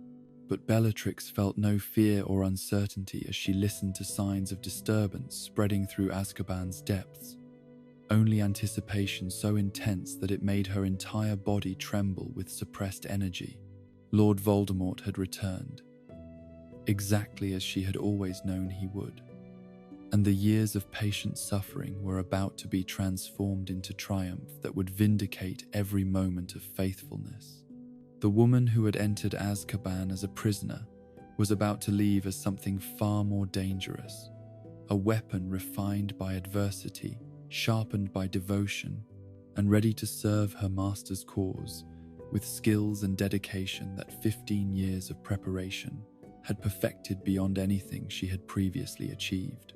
The long night of imprisonment was ending, and the dawn of vengeance was about to break over a wizarding world that had grown comfortable in its assumption that evil could be permanently defeated by good intentions and righteous anger. They were about to learn that some forms of devotion transcended death itself, and that the most dangerous enemies were those who had nothing left to lose except the opportunity to serve causes they valued more than life itself.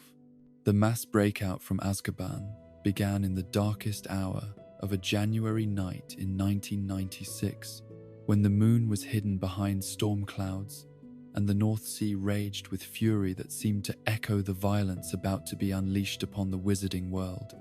The fortress that had contained some of magical Britain's most dangerous criminals for over a century was about to prove that even its legendary security could be overcome by power that transcended normal magical limitations. Bellatrix felt the approach of her liberation before any external signs became apparent. The dark mark on her forearm burning with intensity that made her entire body tremble with anticipation she had almost forgotten was possible. 15 years of patient waiting were about to end. 15 years of maintaining faith when faith seemed pointless were about to be vindicated in the most spectacular way imaginable. Her master had returned, exactly as she had always known he would. And now he was coming to claim those who had remained loyal during his absence. The sound that heralded freedom was not the usual clank of keys in locks or the measured footsteps of guards making routine patrols, but something far more dramatic and terrifying, the screams of dementors in distress, creatures that had never known fear suddenly discovering what it meant to encounter power that exceeded their own dark capabilities. The very air in the prison corridors seemed to vibrate with magical energy so intense that the ancient stones of Azkaban itself appeared to shudder under the assault. When the walls of her cell simply dissolved rather than being opened by conventional means, Bellatrix experienced a moment of pure ecstasy that transcended anything she had felt during her years of imprisonment. Here was proof that her master's power had not only returned but grown beyond what it had been before his temporary defeat, evidence that death itself had merely served as crucible for transformation that made him even more formidable than before. The figure that stood in the opening, where her cell wall had been, was not the physically perfect Dark Lord she remembered from her years of active service, but something that was perhaps even more impressive in its demonstration of will triumphant over material limitations. Lord Voldemort had returned without need for conventional human form, his consciousness inhabiting a body that had been crafted through magical arts that few wizards could comprehend, let alone master. His appearance was both familiar and transformed. The handsome features she had adored, replaced by something that spoke of power, so absolute that normal human beauty had become irrelevant. His skin was pale as marble and seemingly translucent, revealing veins that pulsed with magic rather than blood. His eyes had become red as fresh blood, glowing with inner fire that made looking directly at them both irresistible and painful. Most dramatically, his nose had flattened into serpentine slits that emphasized his connection to creatures that most wizards feared and despised. But to Bellatrix, these changes only made him more magnificent rather than less so. This was her master revealed in his true nature, freed from the constraints that bound ordinary wizards to merely human limitations. The beauty she had once admired had been replaced by something far more compelling, power made visible, will transformed into physical presence, divinity walking among mortals who could barely comprehend what they were witnessing. Her first words upon seeing him were not coherent speech, but sounds that emerged from her throat without conscious volition, expressions of joy and devotion that went beyond anything language could adequately convey. 15 years of suppressed emotion poured forth in that moment. 15 years of maintaining hope, when hope seemed impossible, suddenly validated beyond her wildest imaginings. Voldemort's response to her display of loyalty was everything she could have hoped for and more. He acknowledged her devotion with words that made her heart soar, recognition of faithfulness that had been tested in the cruelest possible way and had never wavered despite years of systematic torture designed to break the strongest spirits. She had proven herself worthy of his trust in the ultimate test, maintaining belief when belief required, ignoring all evidence and logic. The other Death Eater prisoners were liberated with similar efficiency, their cells dissolved by magic that made the supposedly impregnable fortress seem like children's toy that could be dismantled at will. Rodolphus emerged from his confinement looking years older than when she had last seen him, the psychological toll of Azkaban visible in his gaunt features and haunted eyes. But his commitment to their cause remained intact, his relief at freedom matched only by his eagerness to resume service to the master he had never stopped believing in. Rabastan appeared even more affected by his imprisonment, his naturally optimistic nature having been ground down by years of exposure to creatures that fed on happiness and hope. But the sight of Voldemort restored and triumphant seemed to revive something within him that had been dormant during the darkest periods of their captivity. rekindling enthusiasm for their shared cause that prison had dampened but not destroyed.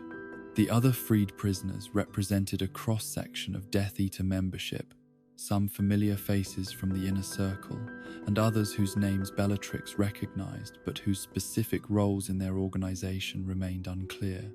All showed the effects of prolonged imprisonment, but all also displayed the renewed energy that came from knowing their sacrifices had been meaningful rather than futile.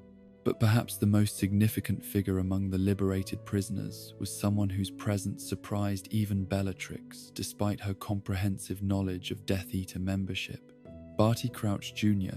had not only survived 15 years of Azkaban, but had maintained mental faculties sharp enough to be useful for whatever plans Voldemort was developing. His youth had apparently made him more resilient to Dementor influence than some older prisoners, while his fanatical devotion had provided psychological protection similar to her own. The escape from Azkaban itself was accomplished with such casual ease that it seemed almost anticlimactic after years of assuming the fortress was truly impregnable. Voldemort simply walked through barriers that had contained dangerous criminals for centuries, his power so overwhelming that magical defenses designed by the most skilled wardcrafters in wizarding history proved utterly inadequate to the challenge of containing him. The Dementors that had served as guards made no attempt to stop their departure, these creatures of pure malevolence apparently recognizing something in Voldemort that exceeded their own capacity for inspiring despair. Some actually seemed to follow him with what might have been respect or submission, understanding that here was someone whose relationship with darkness went deeper than their own parasitic feeding on human misery. The journey away from Azkaban was conducted by means that Bellatrix could not have imagined during her years of imprisonment. Magical transportation that moved them instantly from the fortress to locations that were clearly prepared and protected for their arrival. The safe houses where they found refuge were luxurious beyond anything she had experienced even during her privileged childhood, demonstrating that Voldemort's network of supporters had grown more extensive and better funded during his absence. But luxury was the last thing on Bellatrix's mind as she found herself free for the first time in 15 years, and in the presence of the master whose approval meant more to her than life itself. Her first priority was not food or comfort or medical attention for the effects of prolonged imprisonment, but understanding how she could best serve the cause that had sustained her through the darkest years of her existence. The physical transformation that imprisonment had worked on her body was dramatic and irreversible. The beauty that had once been her pride replaced by something harder and more austere. Her face had become gaunt, her cheekbones sharp enough to cut glass, her eyes sunken but burning with intensity that seemed to illuminate her features from within. Her hair, once lustrous and perfectly maintained, now hung in wild tangles that framed her skull-like visage in ways that were both striking and disturbing. But these changes seemed irrelevant to someone whose identity had always been based more on inner conviction than external appearance. If anything, the hardships of prison life had refined her into purer expression of devotion and dedication, burning away everything that was superficial or unnecessary to reveal the essential core of her being. She had become something that transcended normal human limitations, a creature of pure will and absolute loyalty. Voldemort's reaction to her altered appearance was everything she could have hoped for. Acknowledgement that recognized the sacrifices she had made while appreciating the strength those sacrifices had revealed. He saw not disfigurement but dedication made visible, not damage but proof of worthiness that had been tested under conditions that would have destroyed lesser souls. The reunion with other Death Eaters who had avoided capture or been released earlier revealed the scope of changes that had occurred during her imprisonment. The organization she had known before Azkaban had evolved and expanded, incorporating new members whose commitment to their cause was absolute, but whose methods sometimes differed from the approaches she remembered from earlier years. But her position within this reconstituted organization was never in doubt. Her status as Voldemort's most devoted follower, established through actions that could not be questioned or challenged. The others might have served competently during her absence, but none had demonstrated loyalty that approached the absolute dedication she had maintained through 15 years of systematic torture designed to break the strongest wills. The magical abilities she had possessed before imprisonment remained intact despite years without opportunity to practice them directly. Her theoretical knowledge and instinctive understanding of spell construction allowing her to resume casting with skill that impressed even experienced Death Eaters. The anti-magic fields that had prevented spell casting within Azkaban had not weakened her magical core, but had actually seemed to compress and intensify it.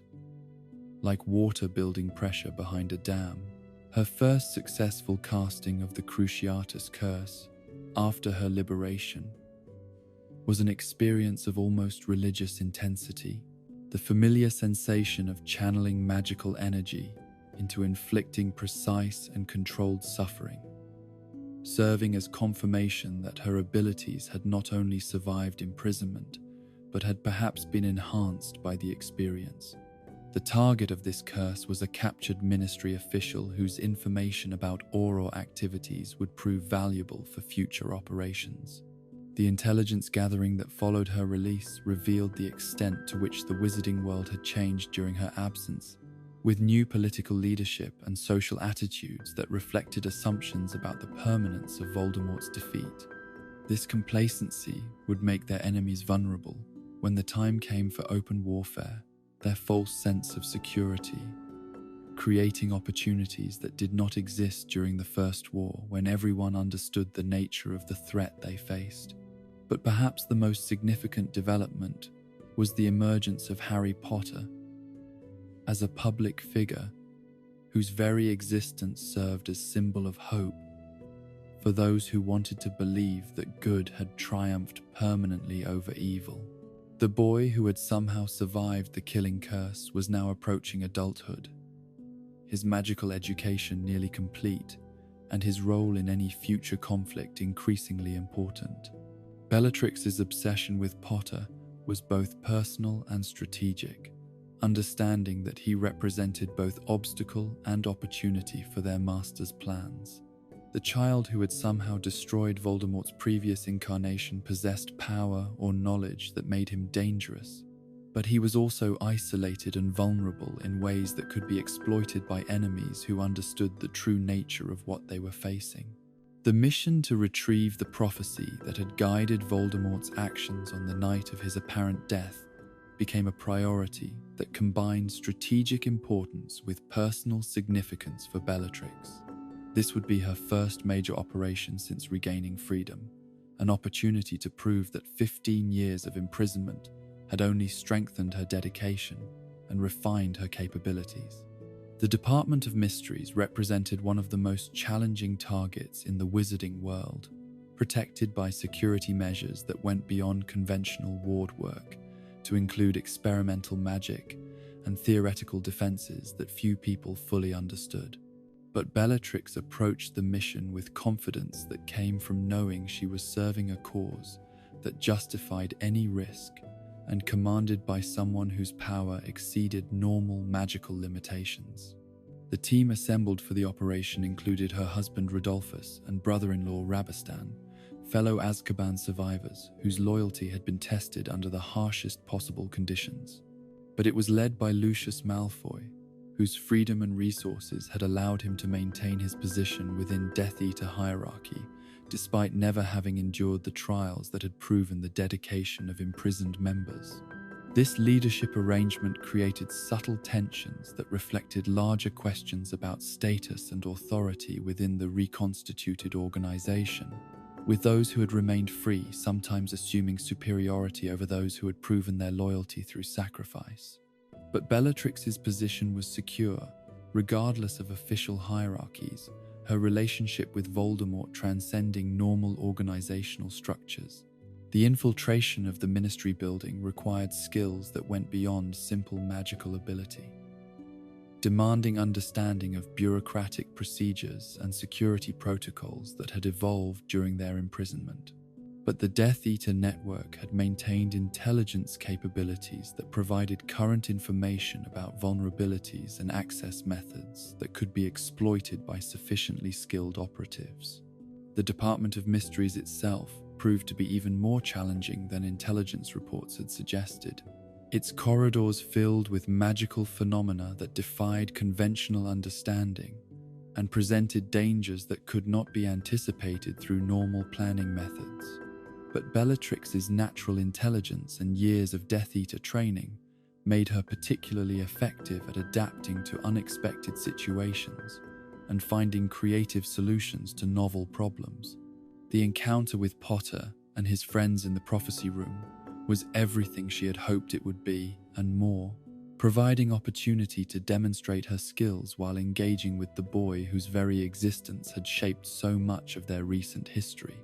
His friends were clearly terrified by her presence, understanding instinctively that they were facing something far more dangerous than ordinary criminal activity. But Potter himself showed remarkable composure for someone his age, his responses to her threats suggesting either exceptional courage or dangerous ignorance about the reality of his situation. His willingness to risk everything to protect his friends was admirable in its way, though it also revealed weaknesses that could be exploited by enemies who understood the power of emotional manipulation. The battle that erupted when Order of the Phoenix members arrived was everything Bellatrix had missed during her years of imprisonment. Magical combat at its most intense and demanding level. The Auras and Order members were skilled opponents whose dedication to their cause matched her own, creating confrontations that tested every aspect of her magical abilities and tactical knowledge. Her duel with Nymphadora Tonks was particularly significant, representing the first time she had encountered her sister Andromeda's daughter and providing opportunity to settle scores that went beyond mere political differences to include fundamental questions about family, loyalty, and blood purity. The young Aura was competent but inexperienced, her conventional training proving inadequate against techniques that had been refined through years of Death Eater operations. But it was her confrontation with Sirius Black that provided the most satisfaction, giving her chance to eliminate the blood traitor whose very existence had long been an embarrassment to their family's reputation. His death was swift and efficient, accomplished through timing and positioning that demonstrated skills preserved and enhanced during her years of enforced inactivity. The escape that followed his elimination was conducted under conditions that tested every aspect of her abilities, with Auras and Order members converging on their position, while Ministry security systems activated to prevent unauthorized departure. But her experience with similar situations during the First War had prepared her for exactly these types of challenges, allowing her to evade capture while most of her colleagues were taken prisoner. The reunion with Voldemort that followed her successful escape was everything she could have hoped for, acknowledgement of competence and loyalty that had been demonstrated under the most demanding possible conditions. But it was also marked by subtle indications that her master's expectations had evolved during their separation, requiring higher standards of performance and greater personal sacrifice than had previously been demanded. The failure to secure the prophecy despite their successful infiltration created tensions within the Death Eater organization that would affect future operations and relationships.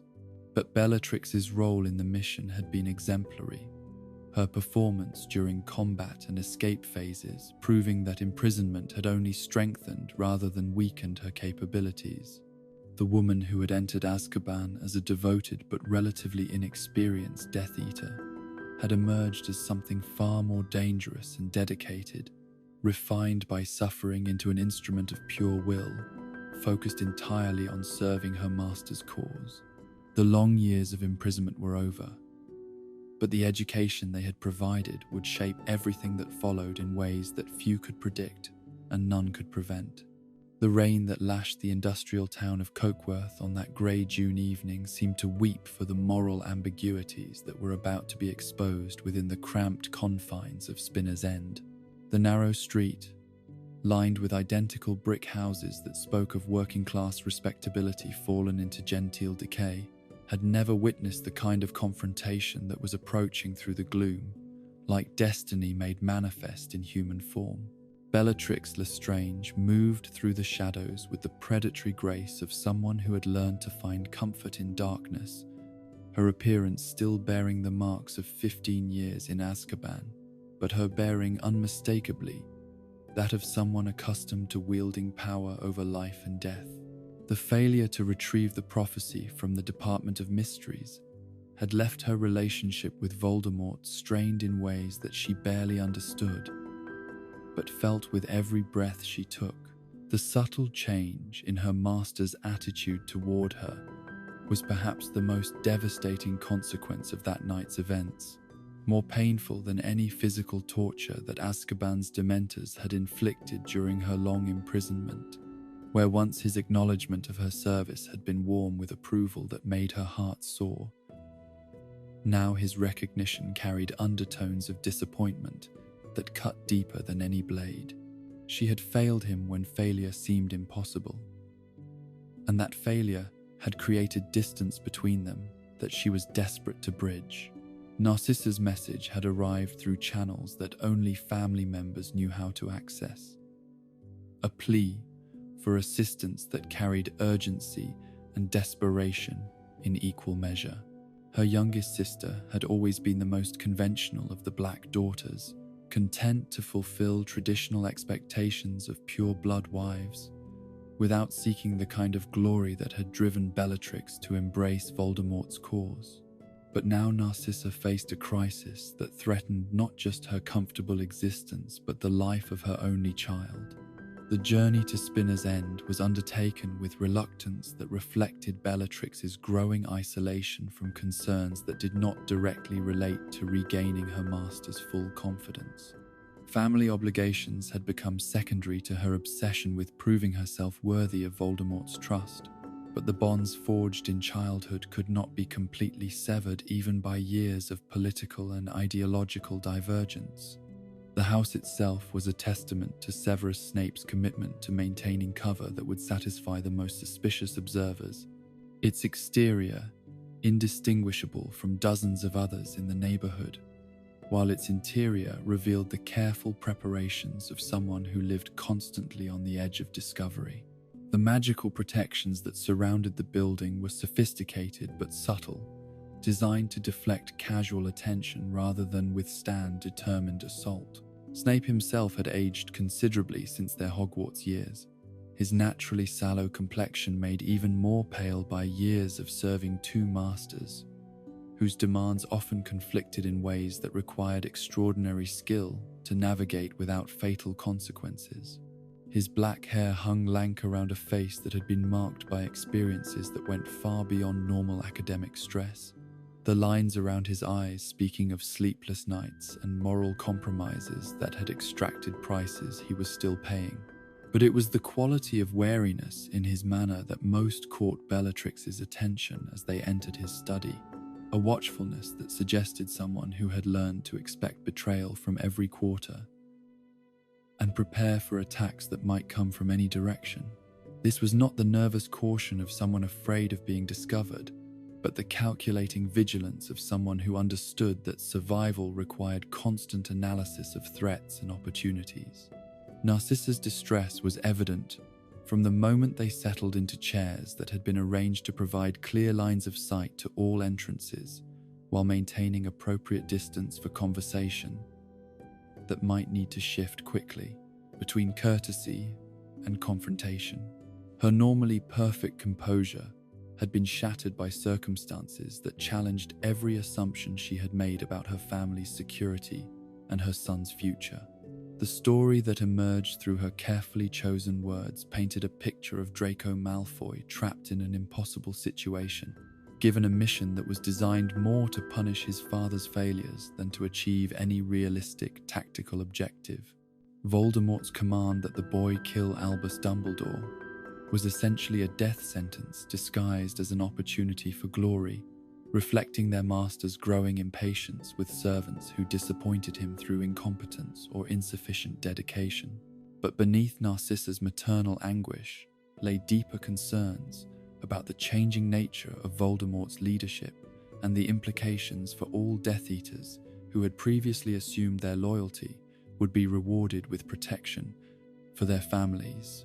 The comfortable arrangement that had allowed pure-blood supporters to serve the dark cause while maintaining their privileged positions was being replaced by demands that required total sacrifice without guarantee of survival. Bellatrix's initial response to her sister's plea was shaped by her own desperate need to regain Voldemort's full approval, making her reluctant to appear critical of decisions that reflected their master's judgment about appropriate consequences for failure. Her defense of the impossible mission reflected not callousness toward her nephew's situation, but absolute commitment to supporting Voldemort's authority, even when his choices seemed designed more to instill fear than achieve. Practical objectives. The philosophical gulf that separated the sisters had widened considerably during Bellatrix's imprisonment, with Narcissa's priorities remaining focused on family welfare, while Bellatrix's devotion had been purified into something that transcended normal human attachments. Where Narcissa saw a beloved son facing impossible odds, Bellatrix saw an opportunity for the family to demonstrate worthiness through sacrifice that would ultimately serve the greater cause. But it was Snape's intervention that transformed the conversation from family argument into something far more dangerous and revealing. His questions cutting through emotional appeals to address fundamental issues about loyalty and trust within their organization. His challenge to Bellatrix's assumptions about her relationship with Voldemort was delivered with precision that suggested intimate knowledge of their master's psychology and methods. The 8 questions that Bellatrix posed to test Snape's loyalty were drawn from years of Death Eater experience and her understanding of the specific doubts that had circulated about his true allegiances. Each inquiry was designed to expose potential deception while providing opportunities for him to demonstrate genuine commitment to their cause through answers that only a true servant would know or be willing to give.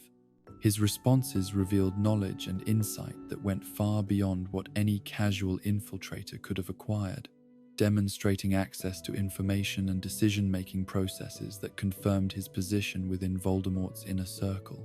But they also revealed something else that disturbed Bellatrix in ways she was reluctant to acknowledge even to herself, evidence that during her imprisonment, others had gained access to their master's confidence in ways that challenged her assumption about her own unique position. The casual mention of 15 years' worth of intelligence that Snape had provided during Voldemort's absence was particularly devastating, implying that her own contributions were less essential than she had believed, and that her imprisonment had created opportunities for others to fill roles she had considered exclusively her own. The suggestion that her master might have chosen not to share certain information with her struck at the core of her identity as his most trusted follower. Snape's observation about her usefulness, while locked away, was delivered with surgical precision designed to inflict maximum psychological damage, exploiting vulnerabilities that her obsession with Voldemort had created and maintained throughout her adult life. His implication that others had proven more valuable during her absence challenged everything she believed about her relationship with their master and her position within their organization. The moment when she proclaimed that Voldemort shared everything with her represented the desperate assertion of someone whose certainty was being systematically undermined by evidence that contradicted her most fundamental assumptions about herself and her importance to the cause she had sacrificed everything to serve. Her words carried conviction that was born more from need than knowledge, faith that was being tested in ways she had never expected. Snape's response cut through her protestation, with questions that exposed the growing distance between her and Voldemort that she had been trying to ignore or rationalize away. His suggestion that their master's attitude toward her might have changed following the Ministry fiasco forced her to confront possibilities that threatened the very foundation of her emotional and psychological stability. The admission that Voldemort had been avoiding her was perhaps the most difficult words she had ever spoken, representing acknowledgement of a reality that contradicted everything she had believed about her relationship with the man who had become more important to her than life itself. The vulnerability she revealed in that moment was complete and devastating, stripping away pretenses to expose the desperate longing that drove her every action. Her defensive response about the Ministry mission reflected her need to deflect blame while maintaining some vestige of dignity in the face of evidence that her performance had disappointed the only person whose opinion truly mattered to her. The failure to retrieve the prophecy had created consequences that extended far beyond tactical setbacks, to include personal rejection that challenged her entire sense of identity and purpose. Narcissa's quiet but deadly intervention, when Bellatrix attempted to blame Lucius Malfoy, revealed family dynamics that transcended political allegiances, demonstrating that even Death Eater solidarity had limits when it came to protecting loved ones from unfair criticism. The warning in her voice carried authority that came from years of marriage and motherhood, responsibilities that created priorities, different from, but no less powerful than ideological commitment. Snape's question about why she didn't address her concerns directly with Voldemort exposed the depth of her current alienation from the master she worshipped, revealing that the easy access she had once enjoyed to his presence had been restricted in ways that suggested fundamental changes in their relationship. His implication that she was afraid to confront these issues directly struck at vulnerabilities she was desperate to conceal. The rare moment of vulnerability when she admitted that Voldemort had been lately unavailable represented the closest she had ever come to acknowledging that her obsessive devotion might not be returned with the intensity she had always assumed. The words emerged from her throat like confessions extracted under torture, admissions that contradicted everything she had built her identity around believing. Her decision to remain silent, rather than continue defending positions that Snape was systematically dismantling, reflected recognition that she was outmatched in this particular form of combat, that his knowledge and analytical abilities exceeded her own in ways that made continued argument counterproductive. This intellectual defeat was perhaps more humiliating than any physical confrontation could have been. The revelation that Snape knew about Draco's mission, despite its supposedly secret nature, demonstrated the extent of his access to Voldemort's planning and decision-making processes, confirming that he possessed the kind of insider knowledge that Bellatrix had always assumed was reserved for her alone. His casual mention of being among the few trusted with such information was another blow to her assumptions about her unique position. Her shock at learning that their master had confided in Snape about matters that had been kept from her was visible despite her attempts to maintain composure, the surprise in her voice revealing how completely she had been excluded from planning processes that she had expected to be central to. This exclusion represented not just professional disappointment, but personal betrayal of the deepest kind. Narcissa's description of her son's impossible situation provided context for family desperation that went beyond normal parental concern, to include recognition that Voldemort's methods had evolved in ways that made survival increasingly difficult for anyone who attracted his attention. The mission given to Draco was designed more to punish Lucius than to achieve any realistic objective, reflecting their master's growing use of impossible tasks as instruments of revenge. Bellatrix's response about being proud to sacrifice sons to Voldemort's service reflected her complete absorption of Death Eater ideology, but it also revealed the extent to which her own childlessness had shaped her understanding of maternal obligations. Having never experienced the fierce protectiveness that drives parental love, she could speak casually about sacrifices that would be unthinkable to anyone who had actually raised children. The complexity of emotions that surrounded the unbreakable vow ceremony reflected the moral ambiguity that characterized so many Death Eater operations, with participants bound by loyalty and necessity to support actions that might ultimately prove destructive to everyone involved.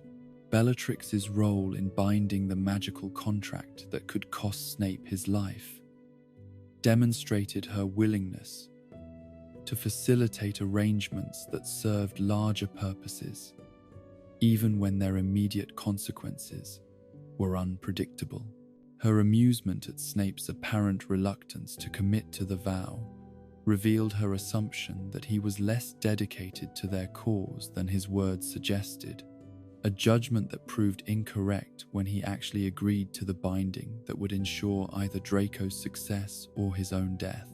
This miscalculation was another indication that her understanding of fellow Death Eaters had been affected by her long imprisonment.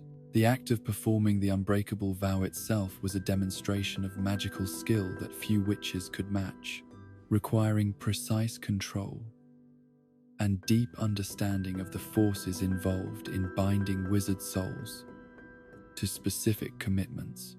Bellatrix's competence in this demanding magic was evidence that her abilities had not only survived Azkaban, but had been refined by the experience of prolonged magical deprivation.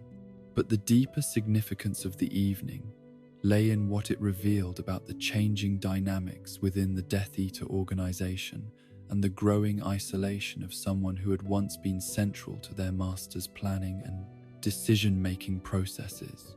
The conversation at Spinner's End had exposed vulnerabilities and uncertainties that challenged Bellatrix's fundamental assumptions about herself and her place in the world she had chosen to inhabit. The journey back to her current refuge was undertaken in silence that reflected the psychological impact of revelations that had shaken her confidence in ways she was reluctant to acknowledge even to herself. The woman who had entered Snape's house believing in her unique relationship with Voldemort was leaving with doubts that would color every subsequent interaction and decision. The implications of what she had learned would affect not just her personal emotional state, but her effectiveness as a Death Eater operative, creating uncertainties that could prove dangerous in situations requiring absolute confidence and unwavering commitment.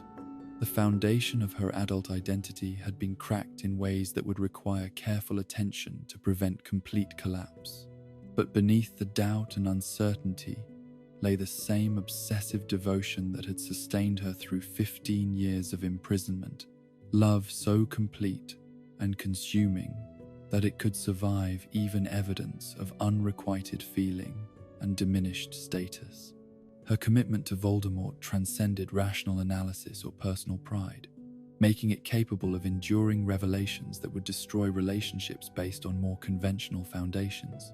The woman who emerged from Spinner's End was wounded but not broken, challenged but not defeated, forced to confront uncomfortable truths, but not willing to abandon the cause that had given her life meaning for more than 2 decades. The conversation with Snape had been painful education in the realities of her current position, but it had also strengthened her determination to regain the trust and approval that meant more to her than life itself.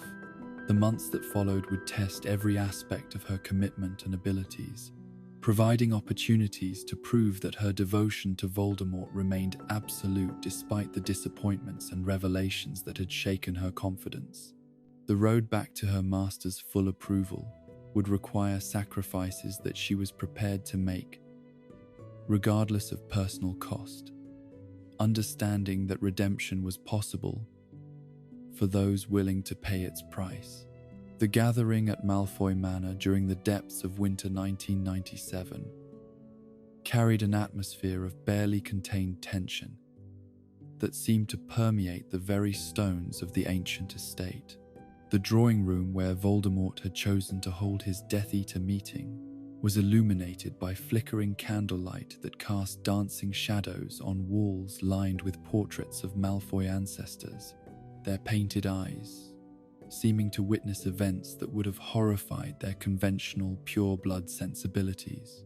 Bellatrix sat among her fellow Death Eaters with the rigid posture of someone desperately seeking to project confidence while battling internal uncertainty that threatened to consume her from within.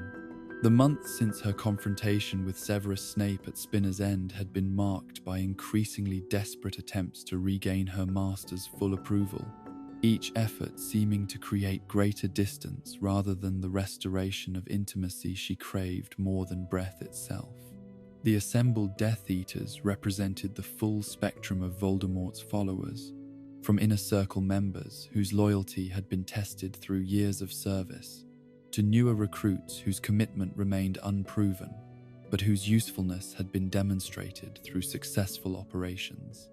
The room hummed with whispered conversations and nervous energy that reflected the precarious position of an organization whose leaders' moods had become increasingly unpredictable and dangerous.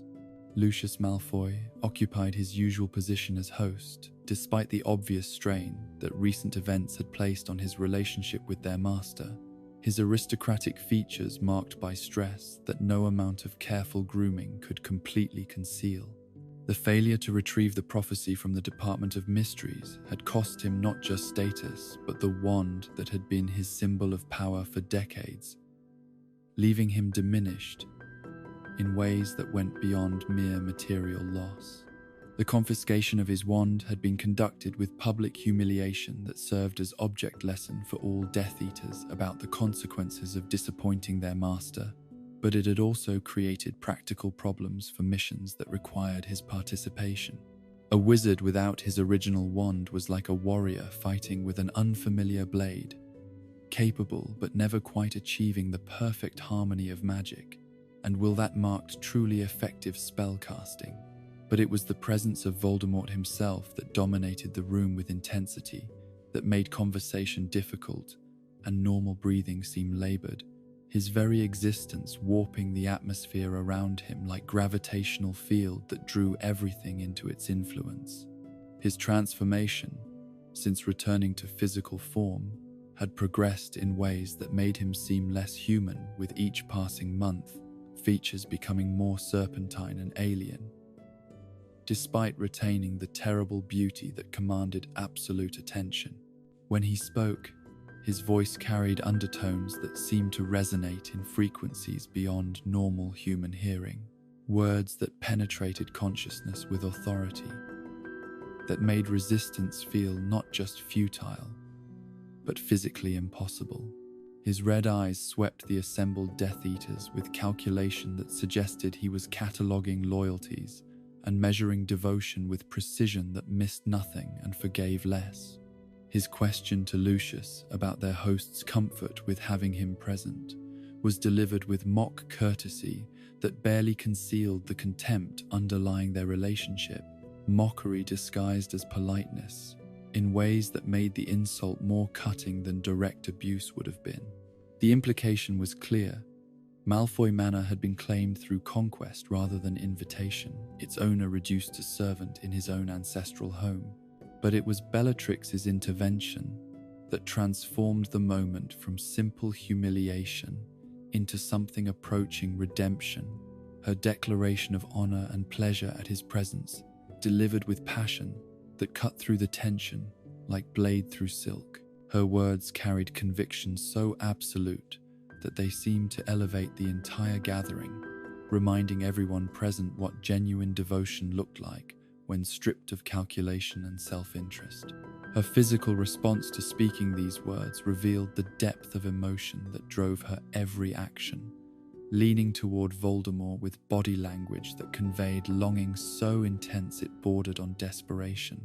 The gesture was unconscious but unmistakable, a physical manifestation of the obsessive love that had consumed her life for more than 20 years and showed no signs of diminishing, despite his apparent indifference to her feelings. Voldemort's acknowledgement of her declaration was everything she had hoped for and more, his thanks carrying warmth that she had not heard in his voice since before the Ministry debacle. For precious seconds, she felt the full weight of his attention and approval, recognition that validated every sacrifice she had made and every moment of suffering she had endured in service to his cause. The visible effect of his approval was immediate and overwhelming, her face flooding with color that had been absent since her imprisonment, while tears of pure joy gathered in her eyes like precious gems. She felt closer to him in that moment than she had in months.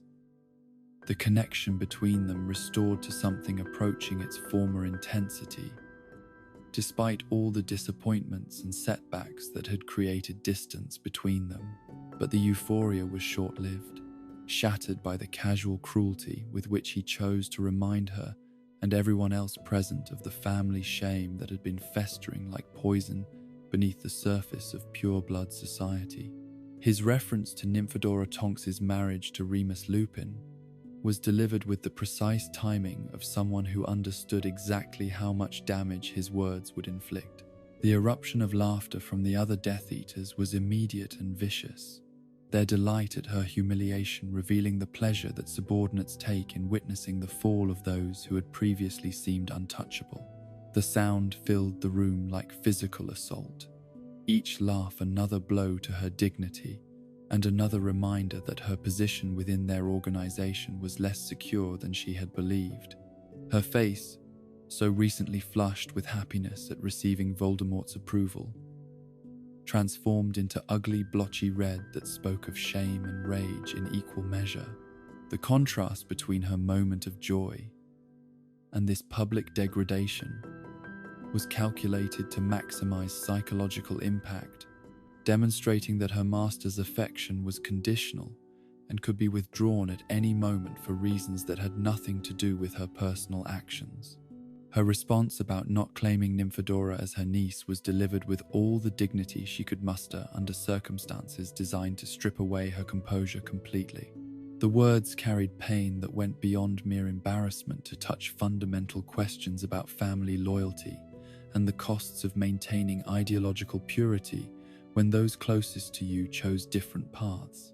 The reference to her sister Andromeda's marriage to Ted Tonks brought back memories of the family confrontation that had ended their relationship permanently, wounds that had never fully healed.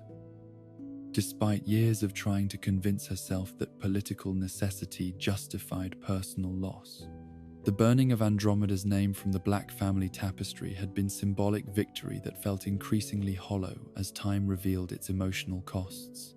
Voldemort's observation about pruning pure-blood families was delivered with philosophical detachment that made his casual acceptance of human suffering even more disturbing than overt cruelty would have been. His words reduced complex family relationships to horticultural metaphors, suggesting that emotional bonds meant nothing when measured against genetic considerations. But it was Bellatrix's response to this metaphor that revealed the true depth of her transformation from loving sister into fanatical servant of an ideology that demanded the sacrifice of everything human and decent. Her promise to eliminate her blood traitor sister, half-blood niece, and muggle-born brother-in-law was delivered with conviction that showed how completely she had absorbed his values and made them her own. The tears that accompanied her vow were not expressions of sorrow for what she was proposing to do, but manifestations of overwhelming emotion at being given opportunity to serve her master in ways that would demonstrate absolute dedication.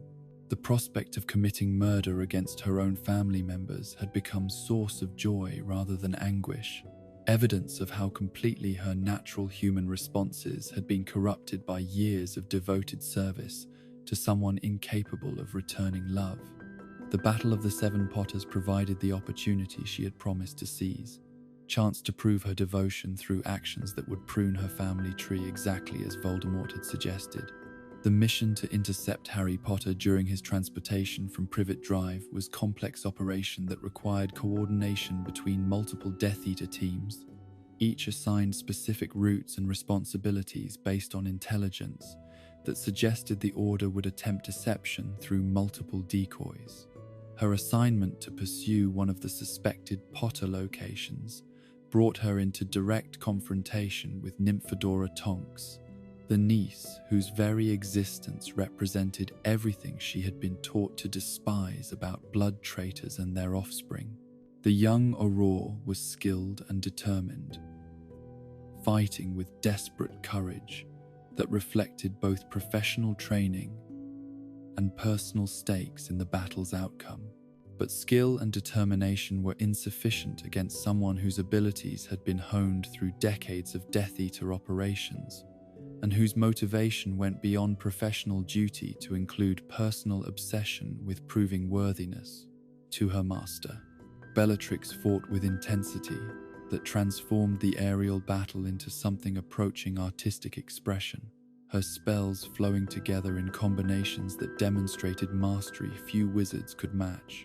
The pursuit itself became an extended duel that ranged across the night sky of suburban England. Two witches locked in combat that represented not just political conflict but fundamental disagreement about the nature of family obligation and moral responsibility. Each curse cast and deflected was vote in an argument that could only be settled through violence, each near miss another step toward resolution that would leave one participant dead and the other vindicated. Tonks's evasive maneuvers were competent but predictable, drawing from standard Auror training that emphasized survival over victory and protection of innocent bystanders over elimination of dangerous enemies. But these limitations were exactly what Bellatrix had expected from someone whose education had been contaminated by Ministry philosophy and Order of the Phoenix idealism about the possibility of winning conflicts without embracing necessary ruthlessness.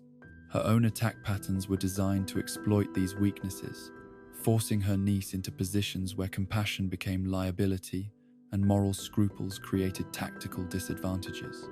The curses she employed were chosen not just for their immediate effects but for their psychological impact, each spell carrying message about the futility of opposing someone who had abandoned all constraints except devotion to victory.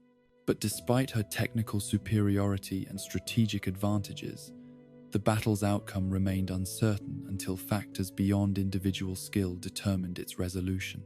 Tonks's escape was facilitated by reinforcements, whose arrival had been timed to provide support exactly when it was needed most.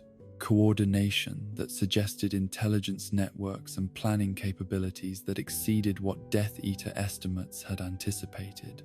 The frustration Bellatrix felt at her failure to complete the family pruning she had promised was exceeded only by her rage at missing opportunity to demonstrate worthiness that might have restored her fully to Voldemort's favor.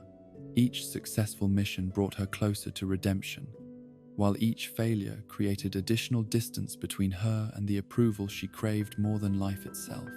The aftermath of the battle brought news that some Death Eater objectives had been achieved despite their failure to capture or kill Harry Potter, intelligence that suggested their enemies had paid significant costs for their tactical victory. But these broader strategic considerations meant nothing to someone whose entire world revolved around earning recognition from a master whose attention had become increasingly difficult to capture and maintain. The injuries that Rodolphus sustained during the battle were treated with efficient competence, but little emotional investment, her husband's welfare having become secondary to concerns that transcended normal marital obligations. His pain was unfortunate, but manageable, while her own spiritual anguish at failing to prove herself worthy of Voldemort's complete trust seemed almost unbearable by comparison. The months that followed brought increasing evidence that their enemies were adapting to Death Eater tactics in ways that would require fundamental changes in operational procedures and strategic planning. The Order of the Phoenix had evolved from desperate resistance movement into something approaching professional military organization, their coordination and intelligence capabilities improving with each encounter. But more troubling than external opposition was the internal discord that seemed to be affecting Death Eater morale and effectiveness. Tensions between old guard members who remembered the First War and newer recruits whose commitment was based more on opportunism than ideological conviction. The unity that had once characterized their organization was fracturing under pressure that revealed fundamental differences in motivation and dedication. The crisis that erupted at Malfoy Manor when Snatchers brought prisoners they claimed included Harry Potter tested every aspect of Bellatrix's intelligence and magical abilities, presenting situation that required immediate decisions based on incomplete information, while stakes that could determine the war's outcome hung in the balance. The potential rewards for success were matched by equally catastrophic consequences for failure. Her first glimpse of the prisoners revealed faces that had been disguised through methods sophisticated enough to challenge even her experienced ability to detect deception. But something about the supposed Harry Potter seemed wrong in ways she could not immediately identify. The magical signature was correct, and the physical appearance was convincing. But subtle details suggested that she was looking at elaborate fake rather than genuine article. The decision to examine the evidence more carefully before summoning Voldemort reflected hard-won wisdom about the costs of presenting their master with false information or premature conclusions.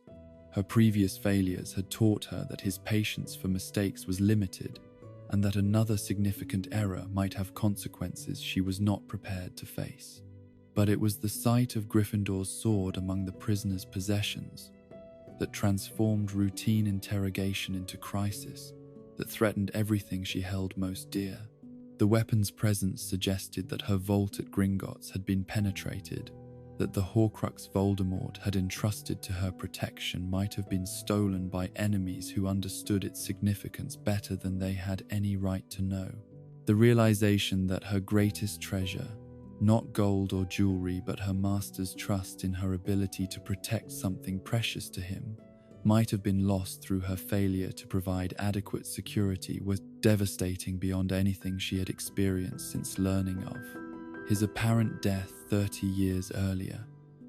This was betrayal of the most fundamental kind, violation of sacred trust that had been given to her above all others. Her interrogation of the captured Snatchers was conducted with desperate intensity that reflected not just need for information but terror at what that information might reveal. Each question was designed to probe for knowledge about Gringotts' security and vault contents, while each answer was analyzed for signs of deception or concealment that might indicate the prisoners knew more than they were admitting.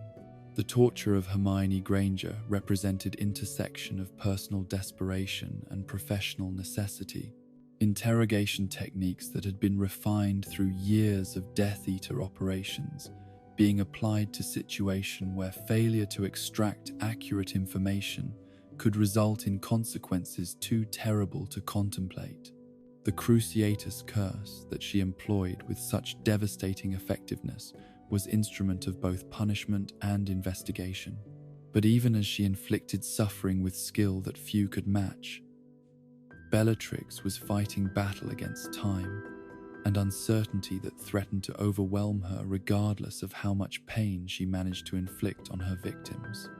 The information she needed might not exist, the reassurance she craved might be impossible to obtain, and the trust she was trying to preserve might already be irretrievably lost. The arrival of Harry Potter and his friends during the climax of her interrogation session created chaos that revealed both her tactical capabilities and the limits of her ability to control situations that involved multiple variables, changing simultaneously. The rescue attempt was executed with courage and coordination that impressed even someone whose loyalty to the enemy made her hate everything they represented. The escape that followed, despite her best efforts to prevent it, was perhaps the most devastating failure of her entire career, representing not just tactical defeat, but personal catastrophe that would affect every aspect of her relationship with Voldemort. The boy who had somehow survived the killing curse had once again managed to slip through fingers that should have been strong enough to hold him, regardless of whatever protective magic surrounded his existence. The punishment that followed when Voldemort learned of the prisoner's escape exceeded even her worst expectations. Magical torture that transcended mere physical pain to attack the very foundations of her identity and self-worth. His rage at her failure was matched only by her own self-loathing at having disappointed him when success had seemed within her grasp. But perhaps worse than the immediate suffering was the knowledge that she had confirmed his growing doubts about her competence and reliability, providing evidence that would be used to justify further marginalization within an organization where her entire identity was invested. The woman who had once been his most trusted lieutenant was becoming liability, whose failures endangered missions and embarrassed their cause. The confinement that followed was imprisonment within freedom, house arrest that was more psychologically damaging than her years in Azkaban had been, because it was imposed by someone whose approval she valued more than life itself. To be confined by enemies was endurable, but to be confined by her master was torture that attacked the very core of her being. The months that followed brought increasing isolation from Death Eater operations and decision-making processes, marginalization that reflected her reduced status within their organization while providing daily reminder of how completely she had fallen from the position she had once occupied with such pride. Each passing day without opportunity to redeem herself was another step away from the recognition she craved, and another reminder of the failures that had created her current situation. But beneath the despair and self-recrimination lay the same obsessive devotion that had sustained her through 15 years of Azkaban imprisonment, love so complete and consuming that it could survive even evidence of diminished favor and reduced trust. Her commitment to Voldemort transcended rational calculation or personal pride, making it capable of enduring disappointments that would destroy relationships based on more conventional foundations. The woman who awaited the next opportunity to prove herself worthy was wounded but not broken, disappointed but not defeated, marginalized but not abandoned by the cause that had given her life meaning for more than 2 decades. The failures that had created her current circumstances were painful education in the realities of serving someone whose standards were absolute and whose patience was limited, but they had also strengthened her determination to regain the position she had lost through methods that would be more effective than anything she had previously attempted. The final test was approaching, though she could not yet see its shape or understand its requirements. But when that test came, she would be ready with skills and dedication that had been refined through suffering into something approaching perfection, prepared to demonstrate that her devotion remained absolute, despite all the evidence that suggested it might not be returned, with the intensity she had always assumed it deserved. The discovery that her vault at Gringotts had been violated struck Bellatrix with the force of physical blow, understanding flooding through her consciousness like ice water through veins, as she grasped the full implications of what Harry Potter's theft represented. The Horcrux that Voldemort had entrusted to her protection above all others was gone, stolen by enemies who somehow understood its significance, despite the elaborate precautions that should have made such knowledge impossible to obtain. The sound that emerged from her throat was not quite scream and not quite wail, but something that transcended normal human expression of anguish, a vocalization of despair so complete that it seemed to drain color from the air around her. Every Death Eater in hearing distance understood instinctively that they were witnessing the collapse of someone whose entire identity had been built around serving their master with competence that justified the trust he had placed in her. But even as psychological devastation threatened to overwhelm her completely, Bellatrix's survival instincts asserted themselves with clarity that surprised even her. The sound of Voldemort's footsteps approaching the chamber, where she knelt among the wreckage of her hopes, carried promise of punishment so severe that death might seem merciful by comparison. But it also represented her final opportunity to demonstrate the intelligence and quick thinking that had once made her invaluable to his operations. Her escape from the room was accomplished through pure reflex, honed by decades of dangerous missions, her body moving without conscious direction, while her mind struggled to process the magnitude of her failure and its inevitable consequences.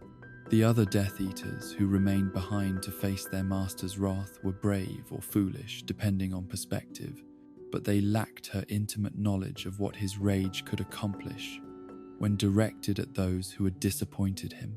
The corridors of Malfoy Manor had never seemed so long or so dangerous as she fled through them with desperate speed that bordered on panic, each shadow potentially concealing enemies, while each corner might reveal obstacles that would prevent her escape.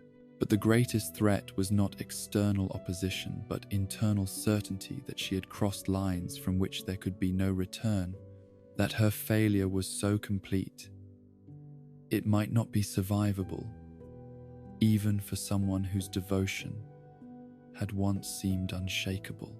The sound that followed her flight was unlike anything she had experienced during all her years of service. Magical energy so intense that it seemed to warp reality itself, while voices screamed in agony that spoke of punishments beyond normal human comprehension. Voldemort's fury at learning of the Horcrux theft was being expressed through methods that made her previous punishments seem gentle by comparison. Demonstrations of power that reminded everyone present why opposing him was considered suicide. The news of the Battle of Hogwarts reached her through channels that had been established for exactly such emergencies. Communication networks that allowed scattered Death Eaters to coordinate responses to developing situations despite the chaos that surrounded major military operations. The message was brief but comprehensive, describing battle that would determine not just the war's outcome, but the future of wizarding civilization itself. Her arrival at the school where she had received her magical education was accomplished through methods that drew upon every technique she had learned during decades of infiltration and assault operations. Approach routes that avoided the main defensive positions while providing access to areas where her specialized skills would prove most valuable. The castle itself showed signs of extensive damage from battles already fought, its ancient stones scarred by spells that had never been intended for use against architectural targets. The battle that raged throughout Hogwarts was unlike anything in the previous war, combat so intense and widespread that individual duels became lost in larger patterns of advance and retreat that flowed through corridors and across courtyards with deadly unpredictability. Death Eaters and defenders fought with desperation that reflected understanding on both sides that this engagement would determine everything that followed, making surrender or retreat impossible, regardless of tactical disadvantage. Bellatrix moved through the combat-like force of nature disguised as human being, her spells flowing together in combinations that demonstrated mastery few wizards could match, while her tactical intelligence allowed her to identify and exploit weaknesses in enemy positions that less experienced combatants would have missed entirely. Each successful engagement was step toward redemption, proof that her abilities remained intact despite the failures that had created distance between her and her master. The opportunity to finally complete the family pruning she had promised Voldemort presented itself during the height of battle, when Nymphadora Tonks appeared among the defenders with determination that spoke of someone fighting for causes larger than personal survival. The confrontation that followed was brief but decisive. Years of preparation and obsession focused into moments that would settle accounts that had been accumulating since Andromeda's marriage to the Muggle-born. The curse that ended her niece's life was cast with precision that reflected not hatred but duty. Elimination of blood traitor, accomplished through techniques that had been refined through decades of similar operations. Tonks died quickly and efficiently, her final expression suggesting surprise rather than pain, as she discovered that family connections meant nothing when measured against ideological commitment that transcended normal human attachments. But the satisfaction Bellatrix felt at this accomplishment was immediately overshadowed by recognition that individual victories meant nothing if the larger battle was lost. That personal redemption would be impossible if their cause itself was defeated through superior enemy coordination and resources. The sounds of combat throughout the castle suggested that Death Eater forces were being systematically overwhelmed, despite individual examples of exceptional performance. The temporary ceasefire that Voldemort called provided opportunity for both sides to assess their positions and casualties, while considering options that ranged from negotiated settlement to renewed assault with even greater intensity than what had preceded it. But the brief respite also revealed the extent of damage that had been inflicted on both armies, losses that would affect any subsequent engagement, regardless of its ultimate outcome. Her position during these crucial moments was as close to Voldemort as she could manage without actually touching him, proximity that reflected both her desperate need for approval and her understanding that his protection might be necessary if their enemies attempted assassination or capture. The other Death Eaters maintained respectful distance that acknowledged her special relationship with their master, while recognizing that such closeness carried dangers as well as privileges. The sight of her disheveled appearance and blood-stained robes told stories of combat that had tested every aspect of her abilities, evidence of dedication that had been demonstrated through actions rather than mere words. But more important than physical condition was the psychological state that showed through her eyes, intensity that burned brighter than ever, despite the exhaustion that marked everyone who had survived the night's violence. Harry Potter's arrival in the Forbidden Forest was anticipated but still shocking in its implications. The boy who had somehow survived the killing curse, choosing to face Voldemort directly rather than continuing to rely on others to fight battles that ultimately concerned him most personally. His courage was admirable even to enemies who hated everything he represented. Demonstration of character that transcended political disagreements to touch something universal about human nature under extreme pressure. The killing curse that Voldemort cast at Potter was delivered with power that exceeded anything Bellatrix had witnessed during all her years of service. Green light so intense that it seemed to burn after images into the retinas of everyone who watched its flight. But the curse's effect on their master was completely unexpected. Magical backlash that knocked him to the ground with force, that suggested something fundamental had gone wrong with spell mechanics that should have been absolutely reliable. Her immediate response was to run to his aid, understanding instinctively that his vulnerability created opportunity for enemy action that could prove decisive if not addressed immediately. But his reaction to her assistance was harsh rejection that reminded her painfully of the distance that had grown between them since her failures began accumulating. Evidence that even concern for his welfare was no longer welcome when it came from her.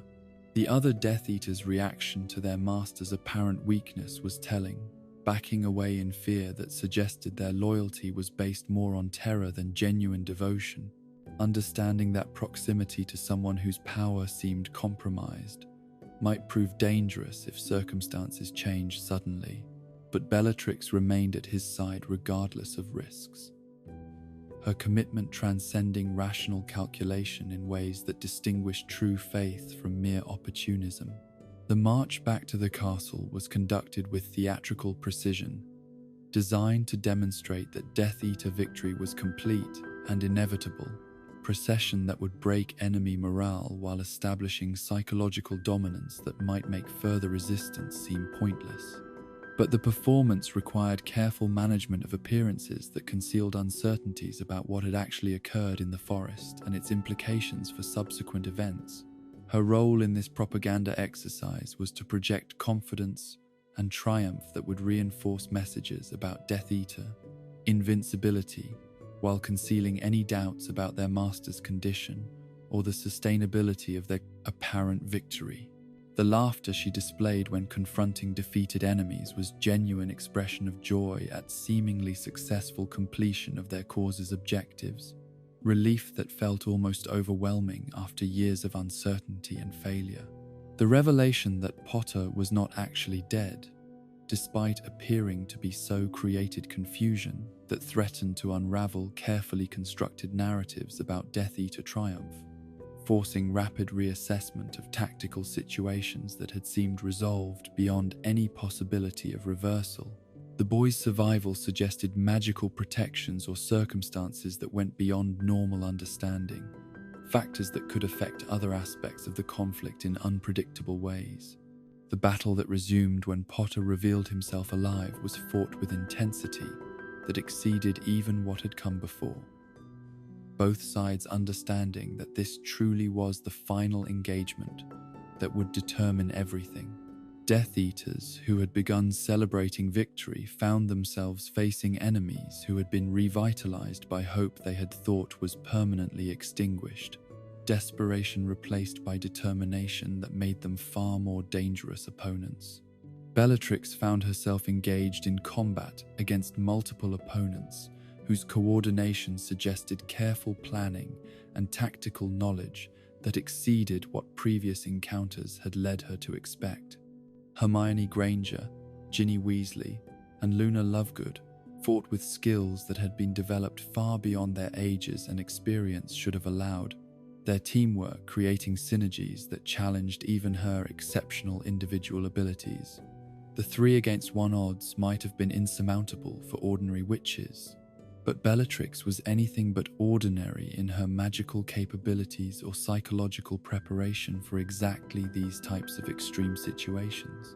Her spells flowed together in combinations that forced her opponents to divide their attention while preventing them from concentrating their efforts effectively, tactical approach that had been refined through decades of similar encounters. But as the duel progressed, she began to recognize that her opponents were improving under pressure in ways that suggested natural talents, enhanced by training that went beyond standard educational approaches. Their defensive coordination was becoming more sophisticated while their counterattacks were growing bolder and more creative. Evolution that would eventually tip the balance, unless she could achieve decisive victory quickly. The killing curse she aimed at Ginny Weasley was intended to eliminate the most tactically dangerous of her opponents, while creating psychological shock that would disrupt the other's concentration long enough for her to complete the engagement successfully. But the spell's near miss created consequences she had not anticipated, drawing intervention from someone whose maternal fury exceeded even Death Eater understanding of destructive emotion. Molly Weasley's appearance in the battle was transformation scene that revealed depths of power and determination that peaceful domestic life had concealed but not eliminated. Protective instincts channeled into combat effectiveness that surprised everyone who witnessed its emergence. The housewife who had seemed content with raising children and supporting her husband's career was revealed as someone whose magical abilities had been dormant rather than absent. The challenge she issued was delivered with authority that transformed the immediate tactical situation, single combat that would settle not just the question of Ginny's survival, but larger issues about maternal protection versus ideological commitment. Bellatrix's initial amusement at facing such seemingly unpromising opponent was replaced by growing respect for skills that exceeded her preliminary assessment. Her attempt to gain psychological advantage through references to Fred Weasley's death was calculated to create emotional disruption that would provide tactical opportunity for decisive attack, understanding that grief and rage often compromise judgment in ways that skilled opponents could exploit. But the tactic backfired completely, increasing rather than diminishing her opponent's effectiveness, while revealing depths of fury that matched her own capacity for destructive emotion. The duel that followed was brief but incredibly intense, two witches fighting with everything they possessed, while understanding that only one would survive the encounter. Bellatrix employed every technique she had mastered during decades of Death Eater operations, her spells chosen for maximum effectiveness against opponent, whose capabilities remained somewhat unknown, despite her growing respect for them. But Molly Weasley fought with a combination of skill and motivation that proved superior to technical excellence alone. Maternal love channeled into magical power that transcended normal limitations, while protective instincts provided focus that could not be shaken by intimidation or tactical deception. Her curse penetrated defenses that should have been adequate to protect against anything she could cast. The spell that ended Bellatrix's life struck her directly over the heart with precision that suggested either extraordinary luck or skill that exceeded anything her opponent should have possessed. Magical energy that stopped her heartbeat instantly, while preventing any possibility of last-moment retaliation. Her final expression was frozen surprise rather than pain or fear, consciousness ending before she could fully process what was happening to her.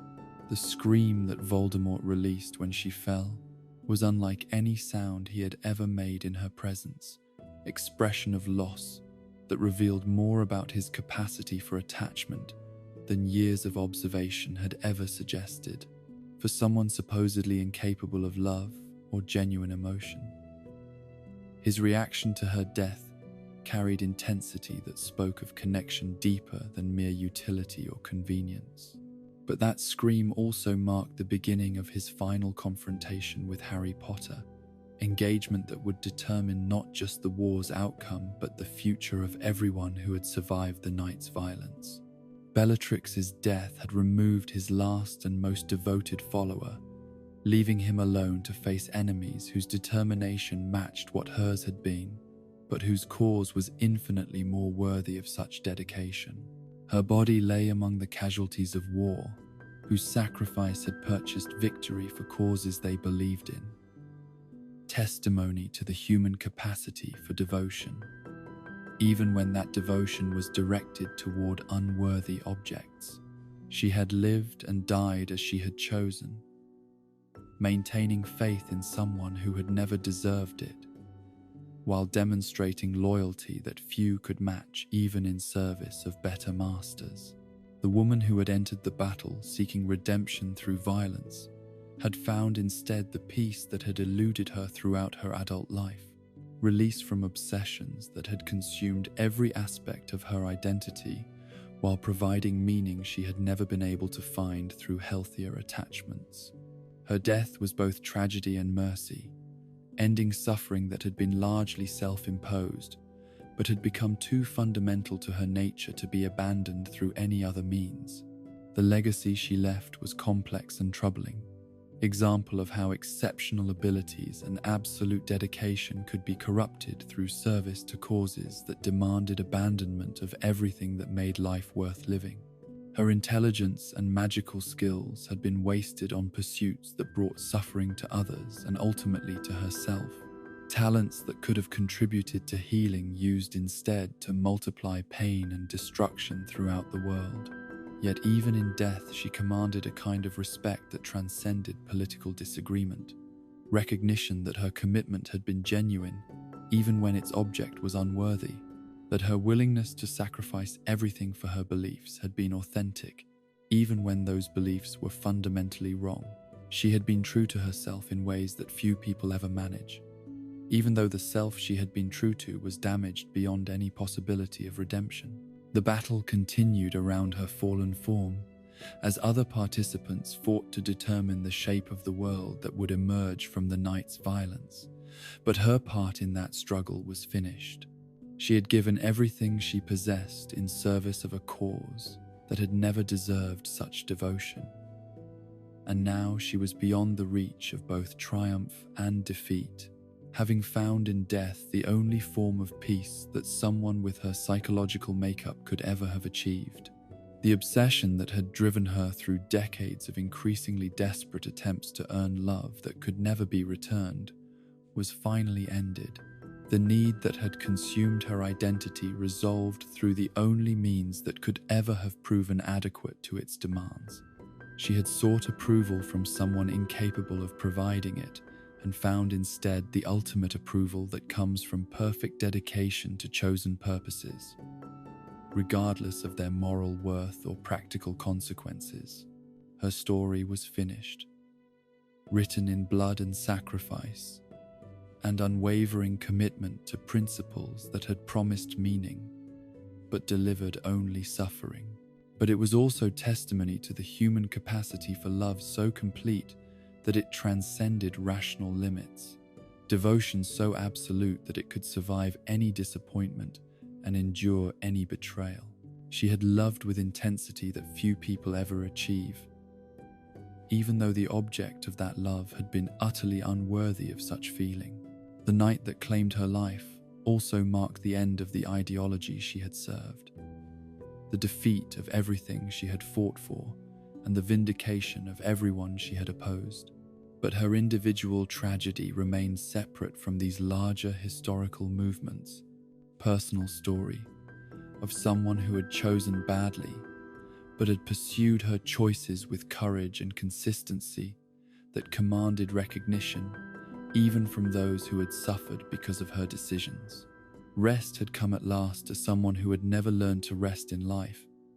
Peace to someone whose existence had been defined by conflict and striving, and desperate need for approval that could never be satisfied. The war was ending, but for Bellatrix Lestrange, all wars were finally over, all struggles concluded, all obsessions resolved through the only solution that could ever have proven adequate to their demands. And so ends the tale of Bellatrix Lestrange, a witch whose beauty was matched only by her cruelty, whose devotion knew no bounds but led only to destruction. Born into privilege but choosing darkness, blessed with talent but cursing it with hatred, she lived a life consumed by an obsession that could never be returned. Her story reminds us that love twisted by evil becomes something terrible indeed, that loyalty without wisdom is mere fanaticism, and that even the most powerful magic cannot fill the void left by a heart that chose darkness over light. As you drift toward peaceful sleep, let her tale serve not as inspiration but as caution, that the choices we make define not just our lives but our very souls. In your dreams, may you find the love and acceptance that eluded her, the peace that her restless spirit never knew. Sleep well, dear listener, in the knowledge that morning always follows the darkest night, and that even in the shadow of such darkness, the light of hope can still shine through. Sweet dreams, and may your rest be undisturbed by the echoes of her tortured devotion.